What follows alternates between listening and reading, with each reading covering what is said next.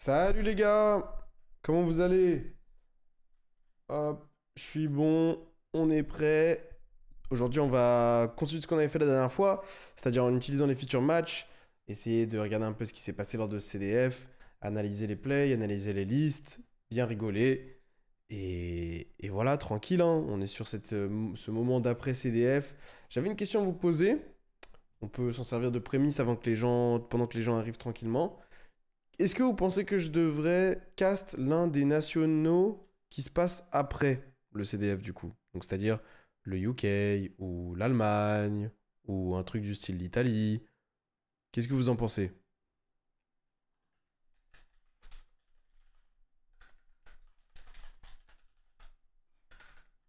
Hop, en attendant, je me mets les différents settings dont j'ai besoin pour vous faire un live convenable pendant que vous me répondez. Sachant que c'est des lives longs et tout, hein, je sais pas si c'est la meilleure option. Je sais pas si c'est le genre de live que je serais prêt à assumer. Mais en théorie, pourquoi pas. Bonne idée, Volt casse déjà de manière officielle le belge, je crois par contre. Ah, sérieux, Volt casse le belge de manière officielle? Mais putain, mais c'est trop lourd. Il y a carrément celui de Belgique, on se fera un plaisir de te voir. Je risque d'y aller en plus.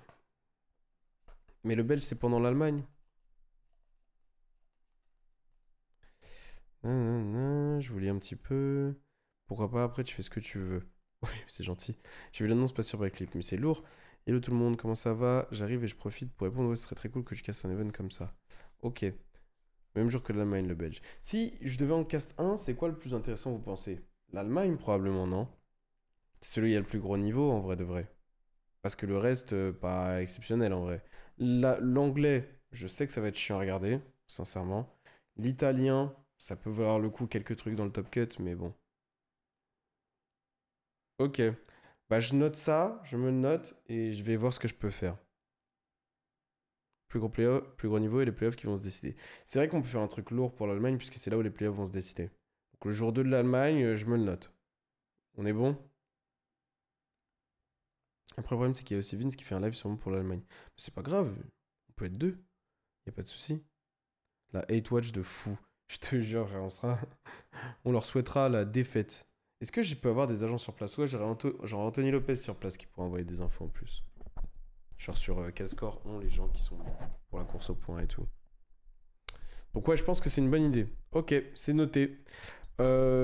Sinon, pour ceux qui ont regardé en replay, qui n'étaient pas en live forcément la dernière fois, et puis même ceux qui étaient là la dernière fois, comment est-ce que vous avez apprécié ce qu'on avait fait avec Damien et Hugo, qui sont gentiment passés sur le live pour donner leur opinion sur la game, sur la finale, etc. Moi, j'ai surkiffé le faire, mais je sais pas si vous, c'était sympa pour vous, ou si peut-être c'était trop long. N'hésitez pas à me dire des retours, comme ça je peux adapter pour les prochaines fois. Et en attendant, je vais me remettre sur le live de Konami FR, enfin le replay. Hop, hop. C'était intéressant? Aïe, aïe, aïe, mes oreilles. Hop, on est bon. Mince, j'ai loupé le précédent live, j'ai pas eu le temps de regarder le replay. D'ailleurs, les lives de tout avant le CDF et depuis le CDF là ne sont pas encore sur la chaîne de replay. Je suis en train de tout mettre en place pour que ce soit pas moi qui le fasse probablement, de manière à ce que genre j'ai plus à me prendre la tête avec ça parce que c'est relou pour rien. Mais en tout cas, ce sera fait. Non, non, non, c'était cool, mais les micros étaient pas au même volume. Ouais, ça, c'est un problème. Ça, c'est un problème. Ça faisait longtemps que j'avais pas pris des gens sur la chaîne. Donc, ouais. Mais je réglerai ça pour les prochaines fois. Désolé. En fait, le problème vient principalement du mien. Mais je me demande comment est-ce que je peux l'améliorer. Parce que j'ai beau essayer de régler le souci, je ne comprends pas. Il n'est irréglable et je ne l'ai que sur mes lives, genre. Parce que je n'ai pas le problème, genre, quand je suis en vocal avec des gens, tu vois. Mais c'est vrai que mon son est relativement bas. Je ne sais pas pourquoi. Faudrait que je regarde si je peux pas gérer ça. Comment? Non. Bon, je regarderai en off. Ça sert à rien que je regarde là maintenant. Mais en tout cas, ça n'a aucun sens, hein. Je ne comprends pas. Ça fait des... J'avais mis le volume au max, on entendait à peine. Oh, abusez pas quand même. Ouais, mais j'ai un micro de malade, les gars. J'ai un micro de malade. Le problème n'est même pas ça en plus. Je sais pas c'est quoi le problème. Ok. Alors, du coup, tac, tac, tac, on avait regardé la finale, on avait regardé pas grand-chose d'autre. En vrai, on avait regardé quoi d'autre que la finale, les gars? Dites-moi. Qu'est-ce qu'on avait regardé d'autre? Rien, non? Je vous mets la scène en grand.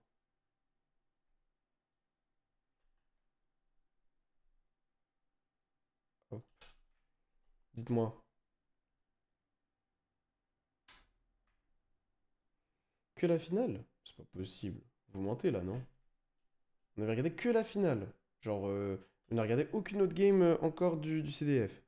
Est-ce qu'il y a des games qui vous donnent envie? Et là, la question. Est-ce qu'il y a des games qui vous donnent envie, vous? Hop, que vous voulez qu'on regarde en premier. Comme ça, on démarre par ça. Moi, il y a des games que j'ai pas vu, que j'aimerais bien voir. Genre le top 4, je l'ai pas vu. J'aimerais bien le voir. Le top 8, je l'ai jamais vu. J'aimerais bien le voir. Tu vois, des trucs comme ça. La tienne et Joshua. Joshua. Ah, celle de moi et Joshua? Toi versus Josh. Mais il n'y a pas grand-chose à dire à moi versus Josh, hein. Mais si vous voulez, on commence par ça. Comme ça, c'est vrai qu'en théorie, c'est la première game avant le top cut. Donc c'est en théorie la première game du top, on va dire. Donc c'est vrai qu'on peut commencer par ça. Bon, déjà, perdre contre Schmidt, ça fait jamais plaisir. Euh, Après, c'est pas un truc de fou, hein. Genre, je suis pas dégoûté, surtout que la game avait pas vraiment d'enjeu ou quoi. Mais ce qui est sûr, c'est que, bah, genre, surtout de la manière en fait, parce qu'on n'a pas joué à Yu-Gi-Oh! Genre, vraiment pas. Moi, je pense que c'est pas représentatif du tout, du tout, du tout du match-up. Surtout avec les mains que j'ai eues, où j'avais des bonnes mains. Mais simplement, lui, wesh, son deck, et on peut peut-être céder de la decklist, je sais pas si elle est disponible, mais c'est vraiment une abomination de Yu-Gi-Oh! Genre, en tout cas, les mains qu'il a eues, c'est une abomination de Yu-Gi-Oh! Je sais pas c'est quoi la répartition engine non-engine de son deck, mais sur la game 1, il open 4 cartes d'engine. S'il go second, il met la main sur son deck et il abandonne littéralement. Et la game 3, genre littéralement, il pioche une carte qui genre, met toute sa main en vie alors que de base elle était morte, c'est catastrophique. Et aussi j'avais une main relativement faible. Mais donc ouais, bah, si vous voulez qu'on en parle, sur la 1, j'avais H Impulse Imperm, ce qui est une très très bonne main contre Mitsupur. Le nombre de mains qui jouent au travers de H Impulse Imperm, franchement il n'y en a vraiment pas beaucoup. La H sur Sadie, j'ai toujours pas compris malgré ton explication. Ah mais donc j'ai déjà expliqué? Je me rappelle plus. Il l'avait montré en live, c'était plus ou moins celle de Mathieu. Ok, donne-moi une seconde, je sors le stylo.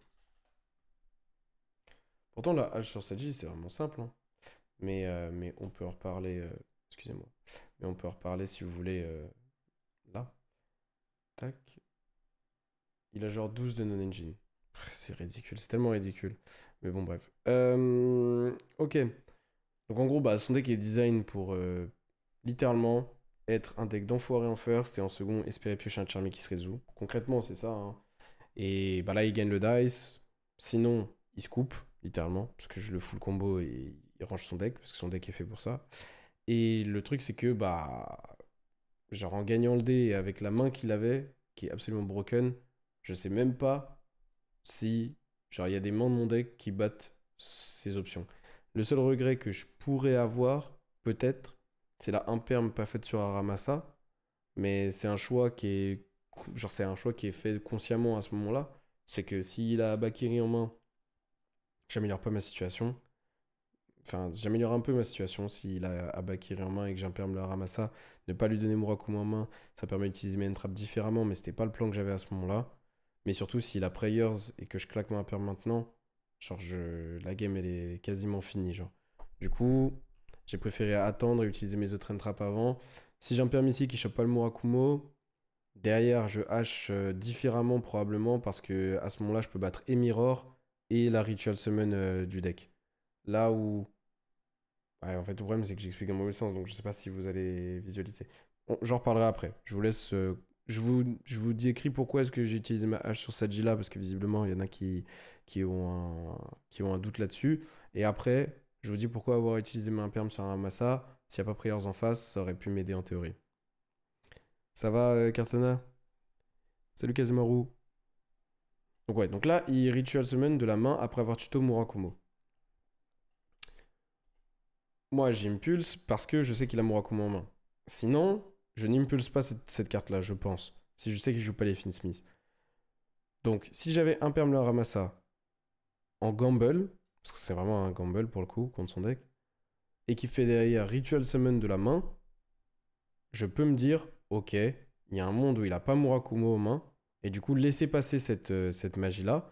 Il envoie probablement, je sais pas moi, ouais, en vrai, c'est même pas vrai, mais bon. Il envoie Saji et Kusanagi. Il blockchain, il récupère sa ritual spell. Et j'imagine qu'il va tuto avec son Saji une Prayers. Et ici, lorsqu'il va faire Ritual Summon du deck, je vais le H. Et lorsqu'il va accéder à sa Mirror, je vais la Impulse. Et donc, je couvre toutes les Ritual Summon, hormis le Habakiri qu'il invoque de la main via la Ritual ici. Mais là, le truc, c'est que je sais qu'il a Murakumo en main. Et donc, bah, je peux que Impulse cette carte-là. Je suis obligé à ce moment-là. Avant le match, je savais qu'il jouait Mitsupure. Ouais, ouais. Le truc, c'est que Imperm le Haramasa, ça m'aide à jouer autour de Ritual Spell Hard Draw. Mais c'est moins bon dans Murakumo et des combinaisons Hard Draw. C'est moins bon dans Prayers Hard Draw. C'est moins bon dans Ritual Hard Draw. Donc, voilà. Et du coup, ma Imperm, à quoi elle sert si je l'utilise pas maintenant? Elle va servir soit s'il arrive à stick un Murakumo on board de discard, soit si je l'empêche de Ritual Summon, il peut quand même faire des plays X64, et dans ce cas-là, il me servira à gérer l'X64, qu'elle soit une X64 de génération comme Galan Granit, ou une X64 comme Baguska. Donc là, j'impulse, et donc là, en gros, ce que vous me dites, vous, c'est, enfin certains, c'est peut-être qu'il faut pas H le Saji et H la Ritual Summon du deck. Le truc, les gars, c'est que, genre, si je ne H pas là, la game, elle est perdue. Si la ritual déjà en main et que je ne hache pas là, la game est perdue anyway, genre. C'est-à-dire qu'il va faire tuto mirror et c'est foutu, ça y est, c'est fini. J'ai perdu, ça y est. Ou il va faire tuto prayers et j'ai perdu. Genre ma hache ne fait plus rien après. S'il a déjà ritual en main anyway, genre. En plus de ça, il avait déjà une ritual en main. Donc moi je joue pas forcément autour du fait qu'il en ait deux. Mais indépendamment de ça, s'il en a une en main là, de toute manière, c'est lose les gars. Genre c'est lose, il va faire tuto. Vas-y, je dis une bêtise. Tuto Mirror, active Mirror, envoie le Habakiri de sa main au graveyard, summon Murakumo, continue à jouer à partir de là, et ma hache ne fera plus rien. Et littéralement, plus quand je l'activerai, je devrais discard une carte. Donc, je ne peux pas ne pas hache Saji ici. C'est obligatoire. En plus de ça, il y a toute une range où il n'a pas seconde magie rituelle, et où juste je le démolis, tu vois. On n'a pas connaissance du reste de la main. Bah, c'est quoi le rapport, Mehdi? On sait qu'il a Habakiri et on sait qu'il a Murakumo. Donc, à partir de ce moment-là, si je hache pas Saji pour jouer autour de Ritual Spell en main, concrètement c'est ça, bah c'est une erreur. À la limite, on pourrait dire peut-être que ça... Mais non, oui, non, ça marche pas. On n'a pas connaissance du reste de ta main. Ah, ma main c'est allure et un truc. Mais peu importe, ça change rien. C'est mes trois non-engine qui interagissent avec lui. C'est Imperm, H et Impulse. Donc je suis obligé de H Saji ici. Concrètement, les gars, ça se passe comment? C'est j'ai des cartes pour empêcher ces Ritual Summon. Ok, je vais vous le faire très straight up. Genre très vulgarisé. J'ai des cartes pour empêcher soit ses accès à la Ritual Summon, soit ses Ritual Summon directement. Lui, il a dans la main 4 cartes qui Ritual Summon. Donc c'est foutu, ça sert à rien. Vous comprenez ce que je veux dire? Genre la game ne se joue pas, genre. Par contre, imaginons que je me dis, je regarde ma main et je me dis, ok, je vais jouer autour de double ritual en main. Dans ce cas-là, en théorie, je dois imperm le Haramasa, puisque je sais qu'il n'y a pas Prayers. Ça l'empêche de tuer Murakumo. Donc, quand il me fait ritual une première fois de la main, je dois gamble sur le fait qu'il n'ait pas Murakumo en main à ce moment-là, parce qu'il a Norma Haramasa. Et donc, en gros, il doit avoir Habakiri. Ça n'a aucun sens, mais ce qui peut toujours avoir Murakumo plus ritual. Mais bon, bref, je vous dis qu'est-ce que j'aurais pu faire. Et donc, je dois laisser passer les rituels de la main. Il summon Habakiri. Et comme je lui fais cramer une ritual summon dans le vent qui est Habakiri, derrière ma hache et ma impulse vont aller gérer ritual summon du deck et mirror. Le truc, c'est que c'est pas possible de faire ça. Ça demande littéralement l'œil de Pegasus. Genre, ça ne fonctionne pas. Genre, c'est impossible. Donc, sa main est juste trop forte. Genre, sa main est juste trop forte. Il a une main qui est très bonne dans les premières étapes parce qu'il a plein de démarreurs, on va dire, il a plein de starters et d'extenders. Dans le ceiling, par contre, ça reste la même chose, son deck est pourri. Genre là, il fait IP Murakumo, si je joue pas Malice, mais que je joue ou que je joue une version de Malice qui break, on va dire, break des boards, je pense que je l'atomise parce qu'il n'a pas de non-engine qui back up son board, tu vois. À la limite, peut-être il va avoir un Nibiru tuto pas Garnet, mais c'est pas une dinguerie. Donc c'est la force de son deck, sauf que son deck n'est même pas de base force pour ça, parce que son deck joue très peu d'engine. Enfin, il en joue comme un truc comme 25, mais il y a beaucoup d'engine requirements dans tout ça.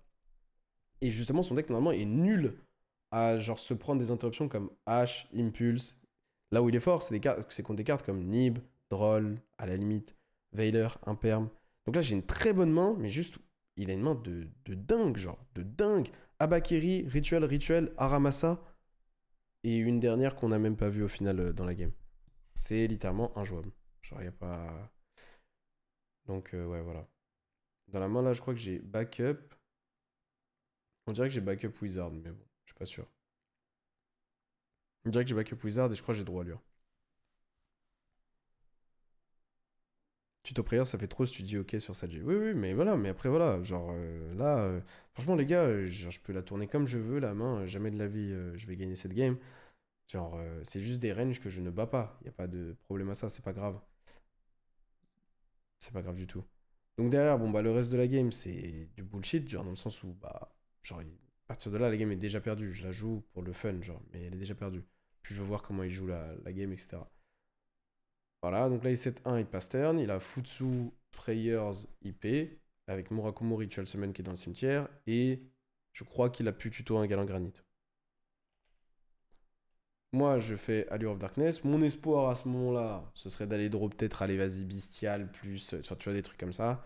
Mais c'est vraiment. Genre, faudrait vraiment piocher des cartes de fou pour que je puisse gagner les games à partir d'ici. Bon, donc je perds la 1. Moi, les gars, j'ai envie de dire, j'y peux rien que la game elle soit pourrie, parce que moi je joue un deck qui est équilibré. C'est lui, il joue un deck de fou, genre entre guillemets. C'est-à-dire que vous vous rendez compte que s'il perd le dice roll, contre 100% des decks du format, il se coupe là. Genre, il se coupe pas, il va tenter de la jouer, mais jamais de la vie il la gagne. Mais bon. Sauf contre des joueurs moyens peut-être, mais ça c'est encore autre chose.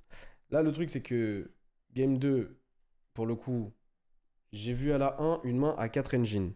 À partir du moment où j'ai vu à la 1 une main à 4 engines, dans mon monde à moi, je me dis, ok, il joue Mitsu pur avec des Charmy et des Breakers, tu vois. Sauf que Josh, il jouait Mitsu pur avec des Charmy probablement, mais avec des N-Traps sinon. Genre Impulse, Nibiru, des trucs comme ça. Le problème, c'est que euh, bah, je pensais pas qu'il était sur ça. Et encore une fois, je vais être honnête avec vous, parce que c'est naze. Genre, je pensais pas qu'il était sur ça parce que c'est naze. Genre, vraiment, des Charmy plus des Entrap, ça, c'est vraiment nul. Donc, je m'imagine pas ça à ce moment-là. Et indépendamment de ça, je pense que j'aurais pu faire des choix j'aurais pu faire des meilleurs choix à ce moment-là. Il explique qu'au contraire, en Go Second, Charmis plus le push de son deck suffit pour remonter au Hollow Grind. Mais je suis totalement d'accord avec lui. Charmis plus le push de son deck suffit pour remonter au Hollow Grind. Mais il en joue combien des Charmy? 6. Donc il a quoi? Il a 50%, 60% grand max d'en piocher un. Et après, le Charmy, pour qu'il se résout, c'est quoi? C'est 50% du temps aussi. Il y a H, il y a Kolba, il y a des gens même qui jouent cross-out. Vous voyez ce que je veux dire? Le truc, c'est que comment il gagne quand il voit pas un Charmy? C'est pas avec Impulse seul ou avec Nib seul qu'il gagne quand il voit pas un Charmy. Donc pour moi, dans son main deck, il devait jouer. J'ai pas vu sa liste, hein, mais il devait jouer 6 Charmy, 3 Drolls, probablement. Et la dernière, j'aurais imaginé que c'est un breaker. Genre Trust, TTT, tu vois, le package Trust TTT. Un truc comme ça. Moi, c'est ça que j'aurais imaginé sa liste être, de base. Avec peut-être Droplet dans l'histoire. Vous voyez, des trucs comme ça, quoi. Mais jamais de la vie, Nibiru Impulse. Jamais de la vie. Genre, c'est impossible. Mais bon. Enfin, c'est pas impossible, mais c'est juste tellement peu pertinent dans le format que, voilà. À mon avis, à moi. Donc bon. Donc du coup, je vois ma main ici. Je joue autour de Droll au départ, il me semble. Donc je veux mettre Chessie en rotation avant d'activer ma terraformation. Je veux pas Terra première action à cause de Droll. Donc je Gold Sark. Le truc, c'est que quand je vais Gold Sark pour Chessie, je vais bannir ma Marcher et pas ma Dormouse parce que je veux pas perdre de body. Et en théorie, en bannissant ma Dormouse, je perds un body ou alors il va falloir que je norme Marcher à un moment et ça m'organise mes bodies pas d'une bonne manière, on va dire. Donc, je fais Chessie pour Marcher, je draw 2, et derrière ma main, j'ai H Impulse. Donc, déjà, j'ai H Impulse, Et on va voir que dans le monde normal de Yu-Gi-Oh! Normal, son deck ne passe Absa quasiment tout le temps. Il faut vraiment 3-4 cartes d'engine déterminées pour battre ces combinaisons de non-engine de mon côté. Donc derrière, je norme Dormouse et je vais faire l'effet Dormouse. Dormouse passe, je summon Rabbit, je pose ma piège, et là j'ai un choix ici. J'ai un choix. Mon choix c'est, soit je monte sur lien 3 tout de suite, et à partir de ce moment-là, mon board sera beaucoup plus fort sur Nibiru, genre Nibiru plus, on va dire Nibiru plus Impulse encore plus spécifiquement. Soit je fais le move que je vais faire là, et je calcule que c'est ok de faire le move que je vais faire là, c'est-à-dire Splash Mash, parce que si c'est un bait à Nib, s'il me Nib à ce moment-là, normalement, il a perdu. Parce que je vais le full board. Alors que normalement, s'il garde son Nib, si je pars sur lien 3, il va garder son Nib jusqu'à tard. Et là, quand il va me Nibiru, ça va donner beaucoup plus d'impact à tous ces breakers, parce que je vais finir sur des semi-boards du type Crypter MTP. Vous comprenez? Donc moi, je pense à ça, je me dis, je vais bait son Nib maintenant. S'il est con et qu'il utilise son Nib, c'est carré pour moi, en gros. Le problème, c'est qu'il a Nib plus Impulse. Et là, est-ce que je devais jouer autour de Nib plus Impulse? Oui. Est-ce que j'ai joué autour de Nib plus Impulse? Oui. Parce qu'en fait, en théorie, s'il a Nib plus Impulse, il ne doit jamais me Nib sur Splash Mage. Jamais. S'il me Nib sur Splash Mage et que j'ai des extenders normaux en main, genre les Arrobas Ignister par exemple, il perd la game. C'est au revoir, il arrête de jouer. Le truc, c'est que il a gamble ses interruptions, alors que il pouvait totalement les utiliser de manière beaucoup plus safe, puisqu'à partir du moment où il a Nib plus Impulse et que j'ai déjà résolu Chessy, il ne craint rien. Genre, il peut me laisser jouer. Et au moment où j'aligne, où j'ai déjà utilisé mes extenders, et où je suis dans une situation type de... Genre, j'ai Wicked ici, vous voyez, par exemple. Et Crypter là, par exemple, avec MTP posé, ou MTP déjà utilisé, on s'en fout. Il va me nib. Moi, bah, je vais faire Crypter sur elle-même. On est d'accord? Je la banne. Réseau, effet Crypter. Et boum, il me impulse. Et je finis sur rien. Genre rien. Genre que dalle. Normalement, Malice, il a plusieurs manières de bait le Nibiru. Ok? Ou de jouer autour, entre guillemets. Il a la manière numéro 1, qui est, un bout d'un moment, il va mettre un Chessy on board, et il va donner envie à l'adversaire de Nibiru, parce que sinon, il va piocher 2 cartes. Et la manière 2, c'est, en fait, il va pas l'empêcher, mais il va l'encourager à des moments, et il va surtout mettre en rotation des interruptions, où même s'il se fait nib, elles vont rester en vie, les interruptions. Crypter, MTP, etc. Le truc, c'est que là, avec nib plus impulse, surtout dans son deck, l'utilisation normale de ces entraps, qui est la meilleure, c'est d'attendre que je commit bien, et une fois que je commit bien, la combinaison de nib plus impulse bien utilisée me nique totalement. Genre, ça m'atomise, genre. Et derrière, vu que lui, son archétype, il est très fort pour gérer les demi-boards, parce que j'aurais un setup que dalle, quasiment. Genre, j'aurais peut-être eu MTP en vie, et peut-être Mirror si ma rançon est capable d'aller chercher Mirror, et encore, bah, il va me défoncer au travers ça. Le truc, c'est que là, il a gamble complet, et c'est incompréhensible, genre. À mon sens, à moi, c'est incompréhensible. Genre, de mon POV. Ici, je me dis, s'il a que Nib, je vais le battre. S'il a Nib plus Impulse, jamais de la vie il va me Nib maintenant, parce que c'est négatif pour lui si j'ai un extender. Mais peut-être que lui, parce que sa main était faible, tu vois, peut-être que du coup il s'est dit, ok, faut pas que je le, genre, faut que je l'entrappe agressivement. Le truc c'est que même en m'entrappant agressivement, c'est pas comme s'il me stoppait mon follow-up. Genre j'ai quoi qu'il arrive du follow-up. Donc je ne comprends pas l'intérêt d'avoir utilisé ces entrappes comme ça. Pour moi c'est pas pertinent, mais c'est mon opinion. Hein, mais... Donc voilà, du coup bah, il me nib. Je me dis, ok, what the fuck, genre le gars est dingue. Genre, ou alors je me dis, ouais, il y a peut-être des genre une situation hard, genre en mode une situation genre où il a beaucoup d'entrappes en main, ou je sais pas.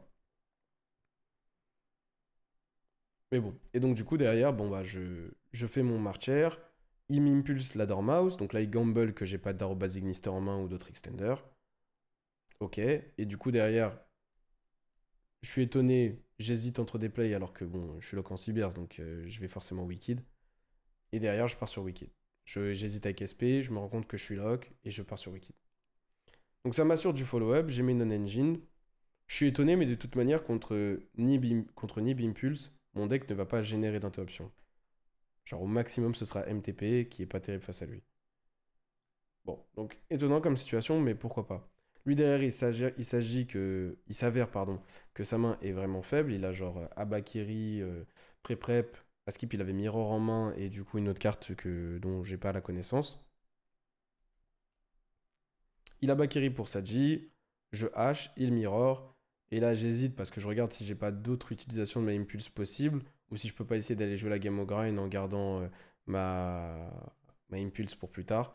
Mais je vois que la game elle est difficile si je fais ça et je préfère Impulse. Surtout que sa manière dont il a une trappe m'indique qu'il a une main très faible. Et du coup, bah, genre, j'impulse tranquillement et ça gagne la game. Donc voilà pour la game 2. Derrière, on a la game 3. Et la game 3, bah, c'est 90% de mes feature match depuis 2 ans. Je sais pas pourquoi. Mais je prends TTT, Call By, Cross Out, tu vois, des cartes comme ça. Et genre, là, j'avoue, pour le coup, c'est vraiment frustrant.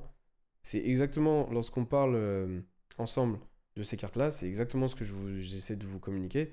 C'est que ces cartes à 1 sont une aberration autant qu'à 3. Genre, ça ne change rien.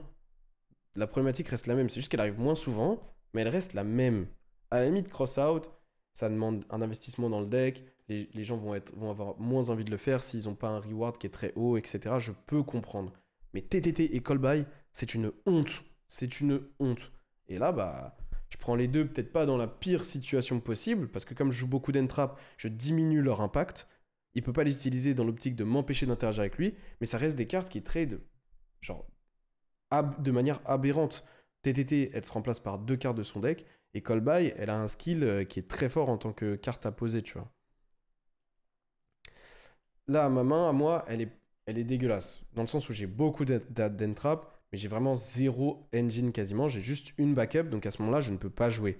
Donc vu que je ne peux pas jouer et que je n'ai pas connaissance que, que la carte du dessus de mon deck me fait jouer, je décide d'entrap agressivement et de tenter de créer un grind, tout simplement. Donc c'est pour ça que lorsqu'il pré-prep, je prends la décision de delta, parce que si je laisse passer la pré-prep, il y a trop. Contre la version pure, il y a trop. Il y a trop de chances que son mirror soit en vie, qu'il ait une autre rituel en main ou quoi, ou qu'il ait un accès à une rituel, ou que j'ai du mal à lui empêcher l'accès à la rituel après. La rituel, pardon. Et donc en fait, ce qui va se passer, c'est que si je delta pas, il va me menacer avec Abakiri, puis il va me menacer avec Mirror, je vais perdre beaucoup d'entrap et la game elle va être difficile. Je préfère delta tout de suite, je lui détruis pas mal de mains où il a peu d'engine, et son deck est très nul lorsque tu l'empêches de démarrer, parce qu'une fois qu'il crame son Abakiri une première fois, il a plus de démarrage bien, il doit piocher des cartes genre. Là si je droll, mais qu'il garde plein de ressources en main et que le tour d'après je suis pas capable de jouer, je vais juste me faire OTK le tour d'après et je serai ridicule. Donc, donc je delta, tout simplement. Là, ITTT pour piocher, ce qui signifie que mon delta, il a bien fonctionné. Sinon, s'il avait de quoi jouer, il ferait TTT pour regarder ma main et derrière, il jouerait avec sa main à lui. TTT pour draw, moi je dis oui. Et après ça, je le droll parce que je sais que mon droll n'a plus d'impact dans la game. Le tour d'après, il aura trop de ressources et tout. Autant que je le droll maintenant, j'essaie de piocher un play. Et sinon, bah, je l'entraperai avec mon Veiler, ma Impulse, des trucs comme ça. Ou la entrap que je pioche en plus. Donc voilà, ça c'est l'idée du tour. Là, lui, il passe turn. Ok. Il fait 7-2 pass turn. Lorsqu'il fait 7-2 pass turn et que je vois que je pioche un bestial, je me demande s'il faut que même que j'invoque ma backup. Parce que je me dis, si c'est pour manger une imperme sur ma backup, ça sert strictement à rien. Autant que ma backup elle reste en main. Si je pioche un play, il aura plus d'impact. Donc ça m'a l'air plus pertinent. Le problème, c'est que je connais Josh et en plus le tour d'avant, enfin je connais Josh, je connais ce type de jeu, on va dire. Et en plus, le tour d'avant, je l'ai mis sous droll. Donc lorsqu'il pose des cartes, il n'y a rien qui me persuade que c'est des impermes ou quoi. Surtout qu'il y a un monde où il joue même pas la carte. Il y a un monde où il joue même pas la carte et encore moins post-side. Du coup, bah, il y a aussi un monde où c'est une floodgate. Et si c'est une floodgate, parce qu'il doit jouer Trust, etc., bah, je préfère lui faire utiliser sur un tour et derrière le tour d'après être capable de jouer. Donc je décide de commit backup. Parce qu'il y a un monde où poser, c'est des cartes de merde comme Prayers, etc. Donc je norme backup est fait. J'hésite à est-ce que genre j'essaye de jouer. Une fois qu'elle passe, je me dis c'est chelou. Quel genre de floodgate ça peut être. Genre en fait, je veux lui faire cramer sa Lancia s'il en a une. S'il est en train de brick avec une Lancia, je veux lui faire cramer. C'est pour ça que je fais un voie d'Ormos déclarement bestial. Parce que sinon, je peux aussi tuto Wizard, discard une de mes cartes et essayer de jouer quand Cyber, pas avec les malices et développer à partir de ce moment-là, mais c'est pas une bonne solution, je pense. Donc derrière, je déclare mon bestial. Le problème, c'est qu'il n'y a pas Lancia, il y a Callby, donc c'est relou pour les prochains tours et Mais bon, en soi, moi je suis content de faire claquer le call buy. Hein. Ça veut dire que mes entraps pendant son tour auront plus d'impact. Donc ça va. On va dire que c'est pas la fin du monde. Mais bon, c'est quand même relou. Et derrière, bon bah là, il a 18 en main. Et il start en faisant ce ritual spell. Et là, les gars, là, je me dis, ok, les briques de son deck en règle générale, c'est des rituels. C'est Murakumo, Futsu. Il y a d'énormes chances, s'il a pas pu jouer le tour d'avant, qu'il ait ces cartes-là dans la main. Genre, parce que quand il m'a fait TTT pioche, à ce moment-là, il avait pas de quoi jouer. Sinon, il aurait regardé ma main. Donc je me dis, ok, là, il a dû piocher rituel, parce que s'il avait eu le tour d'avant, même sous draw, il l'aurait probablement activé. Enfin, il l'aurait activé. Parce qu'il aurait spé son rituel de la main. Murakumo ou Futsu, ça aurait été bénéfique. Il aurait récupéré sa rituel en envoyant Kusanagi ou quoi, sa magie rituelle, et voilà. Le truc, c'est que s'il pouvait pas jouer le tour d'avant, c'est pas parce que c'est pas parce que il avait des rituels en main bloqués. C'est parce qu'il avait des magies rituelles sans rituel. Et genre, il en avait deux. Genre, le truc qui n'existe pas, genre. Bon, de toute manière, moi, j'ai pas 10 000 manières de jouer la game à partir de ce moment-là. Et en fait, là, il a pioché un monstre rituel qui a mis en vie ses deux plays. Et du coup, bah, il m'assassine, littéralement. Là, je suis choqué, là. Je me dis, ouais, ça n'existe pas, là. Game 1 et Game 3, il m'assassine avec double magie rituelle hard draw. Bref. Donc ouais, c'est frustrant parce que son deck, sincèrement, dans le call, etc., franchement, c'est vraiment pas terrible. Sa liste même et son game plan, je le trouve pas super dans le format. La manière dont il a joué sa main à la 2, bah, ça m'a extrêmement étonné. Je trouve pas ça super. Mais juste, bah, genre là, il y a des situations qui sont difficiles à contrôler de mon point de vue. Et en plus, c'est à cause de cartes, comme d'habitude, TTT, Call By, Cross Out.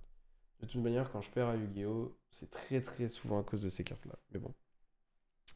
Et du coup, bah voilà. Bon, à partir de là, je reste dans la game parce que voilà, j'essaye, mais je sais que c'est mort. Double rituel plus target en main, il peut direct tout mettre sur la table, ça appuie. Bah oui, oui, oui. Non, prendre une floodgate, c'est pas grave. Prendre une floodgate, c'est pas grave. Pourquoi Dormouse c'est pas Rabbit Pourquoi Dormouse c'est pas Rabbit Pourquoi Dormouse c'est pas rapide dans cette situation? Bah moi à ce moment-là, je sais que il n'y a pas de truc qui va gérer ma Dormouse en mode la détruire, tu vois. Ou peut-être qu'il pouvait Magatama, s'il avait Magatama plus Prayers posé, peut-être. Mais même ça change pas grand-chose. Ouais, non, je pense qu'en gros, c'est simplement que si je prends l'Ancea et que je le stoppe avec ma impulse le tour d'après, parce qu'en théorie il brique, et que et qu'il soit il met un monstre on board, soit en gros pendant son tour je développe le bestial, je préfère avoir Dormouse que Rabbit qui s'est MTP. Mais ou même si mon bestial finit par passer, je préfère avoir Dormouse que Rabbit qui s'est MTP en première step. Mais en vrai, les deux s'entendent, hein, c'est pas une honte.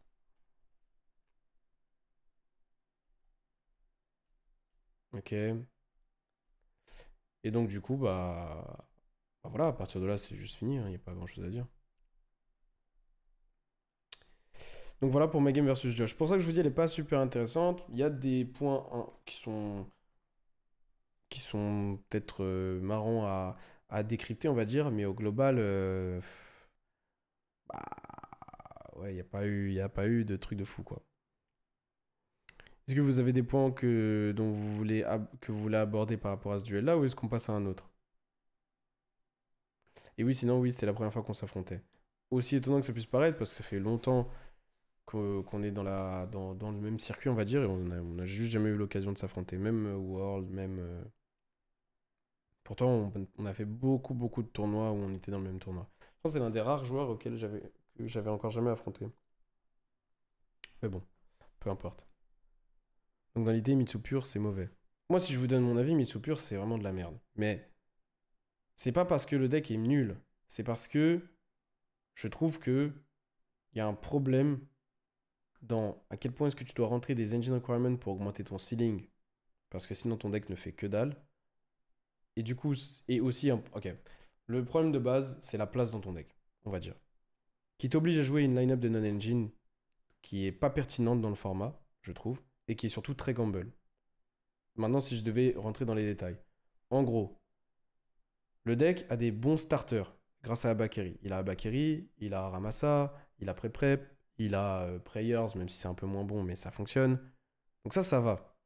Le problème, c'est que le deck peut pas jouer Abakiri contrôle, parce que si tu fais, t'as un seul play en main, tu fais Abakiri fait, tu te manges H sur Saji, le tour d'après, tu ne joues plus à Yu-Gi-Oh! Ton Abakiri est mort en main, tu n'as pas de value, t'as rien qui tourne. Donc le deck est obligé d'avoir des extenders et de battre les end-traps, on est d'accord. Le problème, c'est que pour faire ça, le deck, il n'a pas de bon extender, genre seconde carte qui extend, vous comprenez? Il a des cumulés des premières, genre par exemple Prayers Abakiri, des trucs comme ça, mais, et encore, hein, mais il n'a pas de bon extender. Ses manières d'extend, c'est d'aller piocher des combinés d'engine requirement, et en gros, ça fait des mains à 3 quarts d'engine. Donc pour aller battre les end-traps, tu dois aller essayer de construire des mains à 3 quarts d'engine, ce qui sous-entend que ton deck, il a genre facile 25 engines plus quelques engine requirements qui sont cumulés dedans, slash qui dépassent. Et au final, tu te retrouves à jouer une line-up de genre 10 à 15 non-engine max. Et dans ce cas-là, t'as pas le choix que de gamble sur les Charmy, qui sont horribles parce que dans ce deck-là, en plus, t'as un faible ceiling en first. Donc, genre, des fois, tu vas perdre des games parce que tu vas faire ton step IP, Murakumo, Magatama, ce que tu veux. Et le gars en face va jouer Mitsurazid et il peut te déclencher, genre. Ou s'il joue des breakers, il peut te déclencher. Et en second, bah, ton game plan, c'est vraiment espérer piocher un malice quand tu perds le dice. Enfin, un Mulcharmy, pardon. Et le résoudre. Ce qui est vraiment pas ouf comme plan, tu vois. Donc voilà pourquoi, pour moi, Mitsu Pure, c'est pas que c'est un choix de merde, c'est juste que c'est pas un excellent choix, je trouve. C'est un peu le même problème que White Forest en somme. Non, parce que ce deck-là n'a pas cette faiblesse à draw énorme. Il draw le soul, mais il n'a pas une faiblesse énorme à draw. Seul point intéressant, c'est qu'il montre que la banise dans Yu-Gi-Oh! C'est le meilleur truc et le pire truc en même temps. Comment ça? Je pense que TTT Crossout Callby, c'est des cartes qui ont été design pour le Go First ou le Go Second. Je pense qu'elles ont été design pour le Go First. Mais je sais pas. Pour moi, c'est des problèmes sociaux. C'est-à-dire que c'est Maxé en OCG qui a créé ces cartes-là. Sans Maxé, ces cartes-là n'existeraient jamais. Callby, dans un premier temps, c'est pour essayer de, on va dire, balance Maxé en OCG. Ensuite, il y a eu TTT. TTT, c'était pour essayer d'obliger les gens à activer Maxé en stand-by. Et du coup, derrière, le mec peut plus jouer autour. Vous voyez? Sauf qu'au final, c'était une idée de merde, évidemment. Et Crossout, c'est encore une aberration de réponse à Maxé. Je dirais même qu'il y a un monde où H Blossom était ça, mais pour le coup, H Blossom, comme elle a une autre utilité que ça, qui est bien, ça passait, tu vois. Mais bon, donc ouais, je suis pas fan. Salut Xav. Wesh Wiki. Donc voilà, on est bon pour cette game-là. Ça vous va comme genre d'explication ou il y a d'autres points que vous voulez que j'aborde? En gros, pour la banlise, elle est obligatoire pour interdire des combos des cartes ridicules, mais que Konami n'utilise quasi que pour. Non, non, non, tu peux pas dire ça. Je pense juste qu'il y a des incompétents à un certain degré et aussi que c'est plus compliqué que ce qu'on pense d'équilibrer un format. Mais c'est vrai que, genre, franchement, ils auraient pu juste ban Callby, etc. Genre, Callby, c'est honteux qu'elle soit encore un la carte. Genre, vraiment. Crossout, je peux comprendre. TTT, je peux envisager que tu veux la laisser pour Trust. Ok, c'est une idée de merde, mais pourquoi pas. Mais par contre, Call by the Grave, c'est une honte. Honte, genre c'est incroyable, genre. C'est fou. Enfin bon, donc voilà. Ah, il y a l'interview de Joshua, je l'ai jamais regardé. Il dit quoi?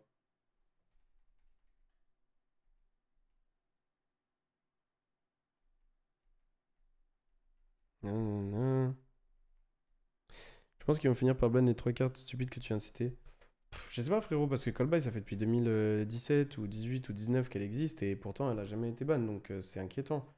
Ça me fait dire que peut-être que non, hein, tu vois. Et mesdames, messieurs, nous sommes de retour pour une nouvelle interview et je suis actuellement avec un ancien champion du monde qui est ici. ici au championnat de France pour C'est pas le bon endroit pour de ça, Xav. rafler la mise et de remporter le titre. Il s'agit de Joshua Schmidt. Bien évidemment, l'interview va être en anglais. Josh, it's like Okay. it's such a pleasure to see you there because Thank last you. time that we Ça m'intéresse de savoir ce qu'il dit. Great time for me, right? It was a Ça, c'est good- préenregistré, les gars. C'est super ce qu'ils ont fait de faire d'essayer de proposer du contenu derrière qui font tourner entre les runes. C'est vraiment pas mal. Et bon, c'est du déjà vu, mais c'est bien qu'ils le fassent, quoi.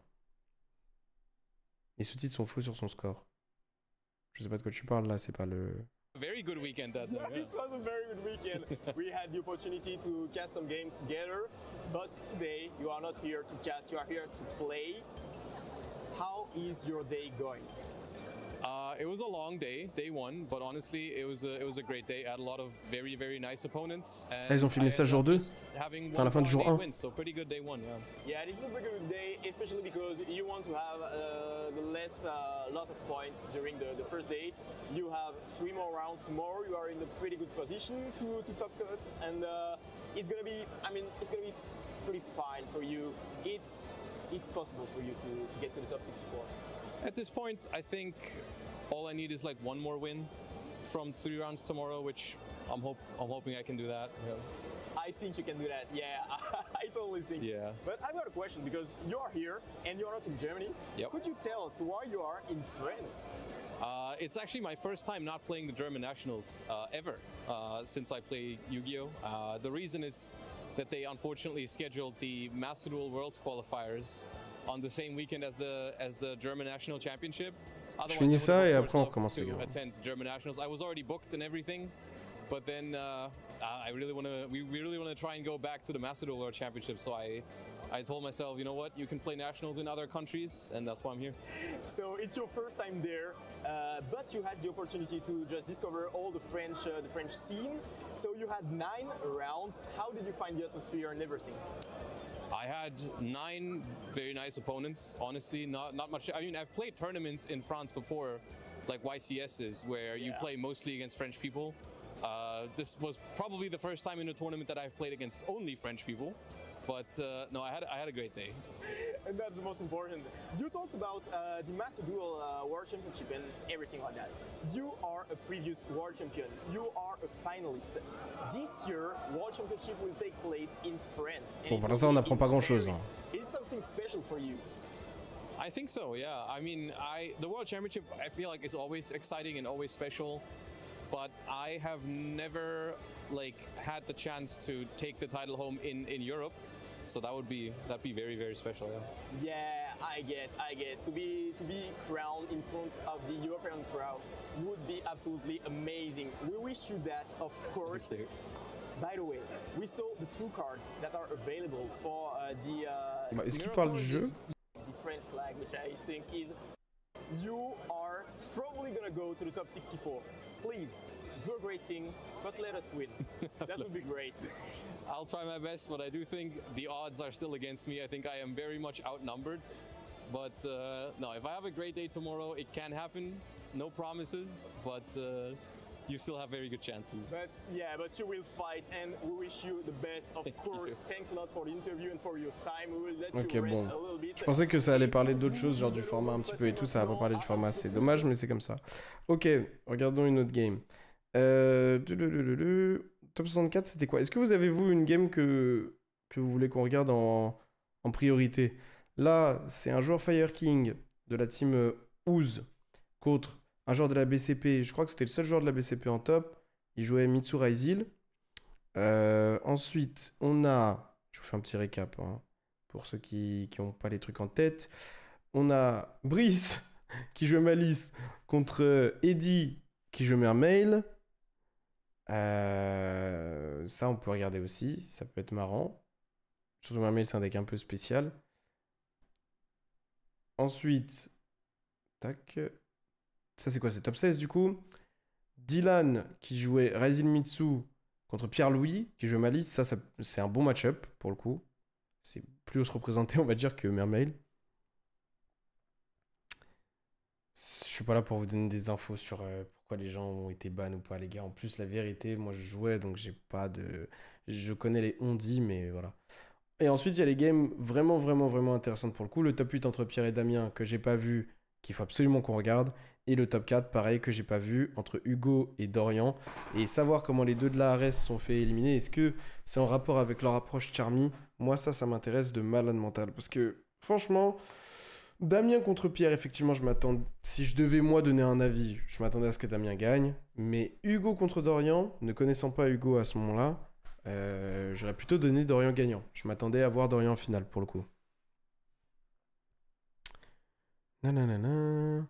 Les gars dans le chat, s'il vous plaît, tout ce qui est commentaire du style, on regarde la game du tricheur machin, je veux bien des infos sur machin, pourquoi est-ce qu'il était DQ et tout. Restez respectueux, utilisez des mots, voilà. Surtout quand on ne sait pas. Donc, typiquement pour le joueur Mermail, le fait est, moi de ce que j'ai eu l'impression de comprendre, c'est que concrètement, il mélangeait, il faisait des pile shuffle sans mélanger son deck réellement. Donc il réorganisait son deck, on va dire. Est-ce que c'est fait exprès? Est-ce que c'est pas fait exprès? C'est pas à nous d'en décider. Chacun se fait son propre opinion. Et voilà. Mais ça sert à rien de l'assassiner non plus. Au pire, enfin au mieux, il savait pas et il l'a appris. Et c'est triste pour ses adversaires avant, mais c'est comme ça. Au mieux, enfin, non, au pire, ouais, bon, vous avez compris. Et au pire, bah, il faisait exprès, il s'est pris sa sanction, et maintenant il passe à autre chose, on passe à autre chose, et c'est bon. Ça sert à rien d'harceler les gens ou quoi, ok, tu vois. Il y a des judges, ils ont pris leur décision, il y a des joueurs, tout le monde fait de son mieux et basta. Dire que Barca n'a pas cassé le match à Katsupi trop petit. Dommage, c'était pas à Cannes. Check l'ancien, il aime pas trop Scoop. Ouais, c'est vrai. J'aime bien la game de Dylan, j'ai l'impression qu'il a fait des erreurs et avoir ton avis. Ouais, on regardera ça. On regardera si tu veux, Lizzie. Mais bon. Pour le même mail, c'est pas le shuffle que j'ai entendu, mais en effet, possédera qui se paierait. Bon, on verra dans les games au moment donné. Vous m'en reparlerez au moment donné. La question, c'est par quoi est-ce qu'on commence? Est-ce qu'on regarde toutes les games de Top 4 ou est-ce qu'on en skip certaines?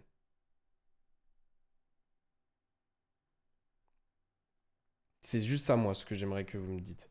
Et après, les problématiques de illegal play ou quoi, on verra dans les duels en question. Je veux pas avoir de mermail. Ah ouais? Ok. Bon, bah, commençons par le top 64. Ça veut dire qu'on regardera les games hyper intéressantes probablement demain. Parce que j'aurai probablement pas le temps aujourd'hui, du coup. Mais après, ça dépend. Si on les fait vite, il y a moyen, en vrai. Vas-y, on va essayer. Alors. Bon, déjà, moi, j'ai affronté Jules dans une round après. Il me semble que moi, je l'ai affronté en top 16. Et c'est un gars super gentil, hein, super agréable, super gentil en duel. C'était un bon duel qu'on a eu, qui était marrant, même si il me semble que... Tac, non, il me semble que... Attendez, j'avais gagné ou j'avais perdu le dé? Je sais plus. Je sais que la 2 j'ai été second, que c'était une game intéressante. La un je me rappelle plus. Enfin bon, bref. En tout cas, c'était une game sympa. Mais en x2 sinon. Bah, on va faire des coups de plus 5. J'avais perdu le dé, mais comment ça se fait que j'ai gagné la un? Je crois que ça avait fait Namponix tuto quick, mais je sais plus comment j'ai gagné à partir de là. Il a start avec Defuva. Ah, miskin. Ok, bon. Du coup, il start. Comment ça s'appelle? Ouais, je me rappelle plus du nom. La niveau 4. Et il chaîne Kirin une fois que le niveau 4 passe. Donc là, c'est un 2 cartes combo qui est relativement basique. Il va pouvoir aller tuto 1. En l'occurrence, il va tuto Garunix. Et il va pouvoir blockchain derrière. Je sais pas s'il sait ce que Abdou joue. Mais en tout cas, il avait déjà le Ponix en main. Donc c'est pour ça qu'il a été tuto le Garu directement. Donc il dépend pas de son feed spell qui se résout ou pas. Ça joue très bien autour des Charmy de toute manière. Enfin, du Charmy, on va dire de Fuvalos surtout. Fire King, contre Puria, ça peut être un peu plus dur. Mais donc là, ouais. En gros, sa main de départ, c'est Kirin, Ponix et Ulcanix, je crois, elle s'appelle. Et du coup, bah, il va générer un bon board. Il blockchain derrière avec le Ponix et le Garunix. Il va envoyer un Arvata. Arvata veut réaccéder à un body normalement. Ah, il déclare pas Arvata ici? Ok, donc ça doit être dans une optique de jouer autour de Nibiru. Je sais pas encore pourquoi, mais ça doit être dans une optique de jouer autour de Nibiru. Qu'est-ce qui se passe là? Pourquoi ça charge pas? Pourquoi ça bug comme ça, les gars? 2 secondes, j'essaie de régler ça. Hop. Une seconde, les gars. Je sais pas pourquoi ça fait ça. Voilà, c'est bon. J'ai dû te remettre des coups d'accélérateur ou quoi. Donc ouais, il a pas déclaré le Arvata. À la place, il active directement la gate qui va passer le terrain. Je pense que Fair King, c'est encore un bon deck de façon globale ou c'est un peu faible quand même? Je pense que c'est un peu faible quand même, mais si tu le pilotes bien et que tu as une bonne petite liste, ça peut, franchement, ça fait des trucs. Il n'y a rien à dire. C'est un bon deck, je pense, le week-end du French Open. Ok. Du coup, il passe turn sur ça. C'est super étonnant. Moi aussi, il m'a fait des tours comme ça un peu. Là, il fait terrain, pète Garu, il a tuto une Kirin. Et après, il fait 7 impasse. Et moi, je trouve que ces boards-là sont trop faibles. Mais il n'utilise pas du tout son extra. Et je sais pas si c'est voulu ou pas. Mais je trouve ça super étonnant. Moi aussi, il m'a fait des fois des choix super conservateurs. Donc j'ai l'impression que c'est dans sa manière de jouer le deck qu'il a préparé pour l'event. Mais je sais pas si c'est le plus pertinent ou pas. Parce que moi, perso, en passant sur ce board-là, j'aurais énormément peur que ce soit pas assez, quoi. Je sais pas ce que vous en pensez. J'avais peur de prendre Nib. Ah, ok, ouais. Bon. Mais là, t'as semaine combien de fois au total? T'as semaine 3 fois. Est-ce que c'est si grave que ça si tu prends Nib sur Princesse? Parce que quand t'as les 3 monstres on board, si tu fais Arvata Reborn en troisième, tu peux faire quatrième Prométhéane, Prométhéane Reborn Arvata? Non? Ah non, il y a eu le Canix. Et même Prométhéane, du coup, ça fait que Prométhéane, c'est la cinquième. Même si tu prends Nib sur Prométhéane, c'est si grave que ça avec Kirin en main et tout? Je suis pas sûr, si. Parce que t'as Ponix qui revient. Ah, quoique, parce que Ponix, c'est pas détruit. Faudrait jouer la main. En gros, il y a Norm Ulka, Ulka Effet, Shen Kirin. Ça, on va se dire que c'est le bon move, même si je suis pas sûr. Les deux partent au grave. Kirin est invoqué. Donc en plus, ça fait plus que ça. Ça fait déjà 2 semaines. Tu tuto 1. Tu vas tuto, en l'occurrence, Garu parce que t'as déjà Ponix. Ok. Kirin 1, Garu 2, Dak. Ouais, c'est vrai que c'est déjà dommage parce qu'entre guillemets, en théorie, tu perds un body parce que le Ponix vient pas de son propre effet mais vient de la Kirin. Mais bon, ok. Est-ce qu'il n'y avait pas un monde où il fallait juste Ulcanix effet et laisser la Ulcanix se résoudre si en face il y avait pas de réponse? Parce que Ulcanix qui se résout, tu fais quoi?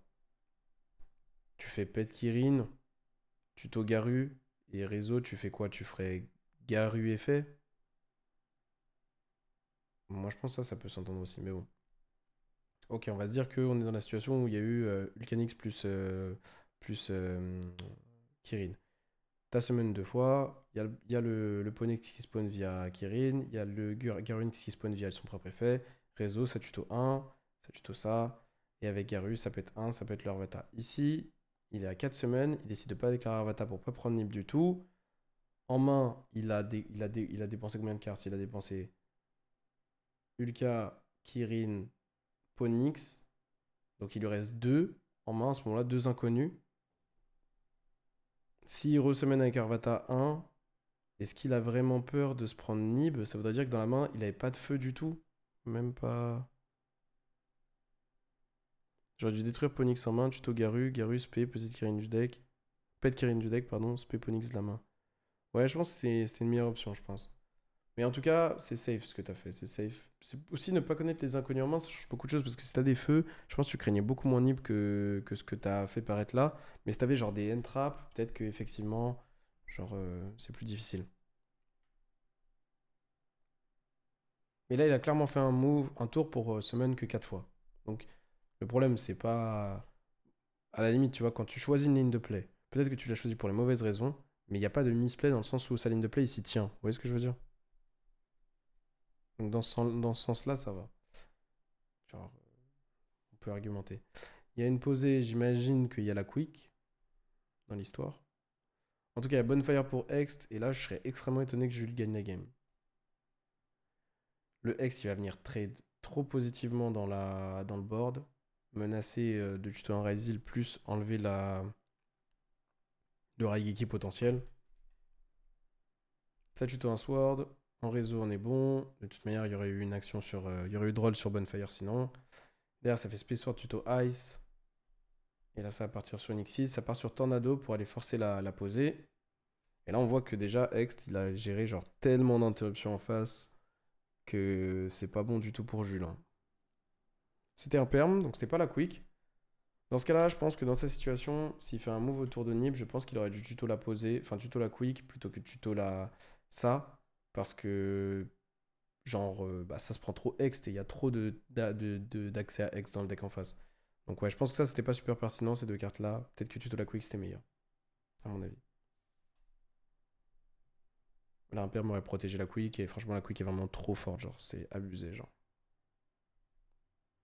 Derrière, il y a Norm Ice qui invoque Star. Star va pouvoir. Ah, Star se fait pas déclarer? Ok, Star s'est pas déclaré. Donc, j'imagine que le terrain est en main du côté de Abdou. Merci beaucoup, Tizi. Comment ça va? Hop. Ok, le Kirin qui s'invoque. Là. Mais quel est le problème ici? Ouais, j'ai bien récup. Tranquille. Je savais que je perdais sur X, mais je connaissais pas le deck d'en face. Ouais, ça, c'est vrai que ça peut être aussi un problème. Il y a eu un replay ici?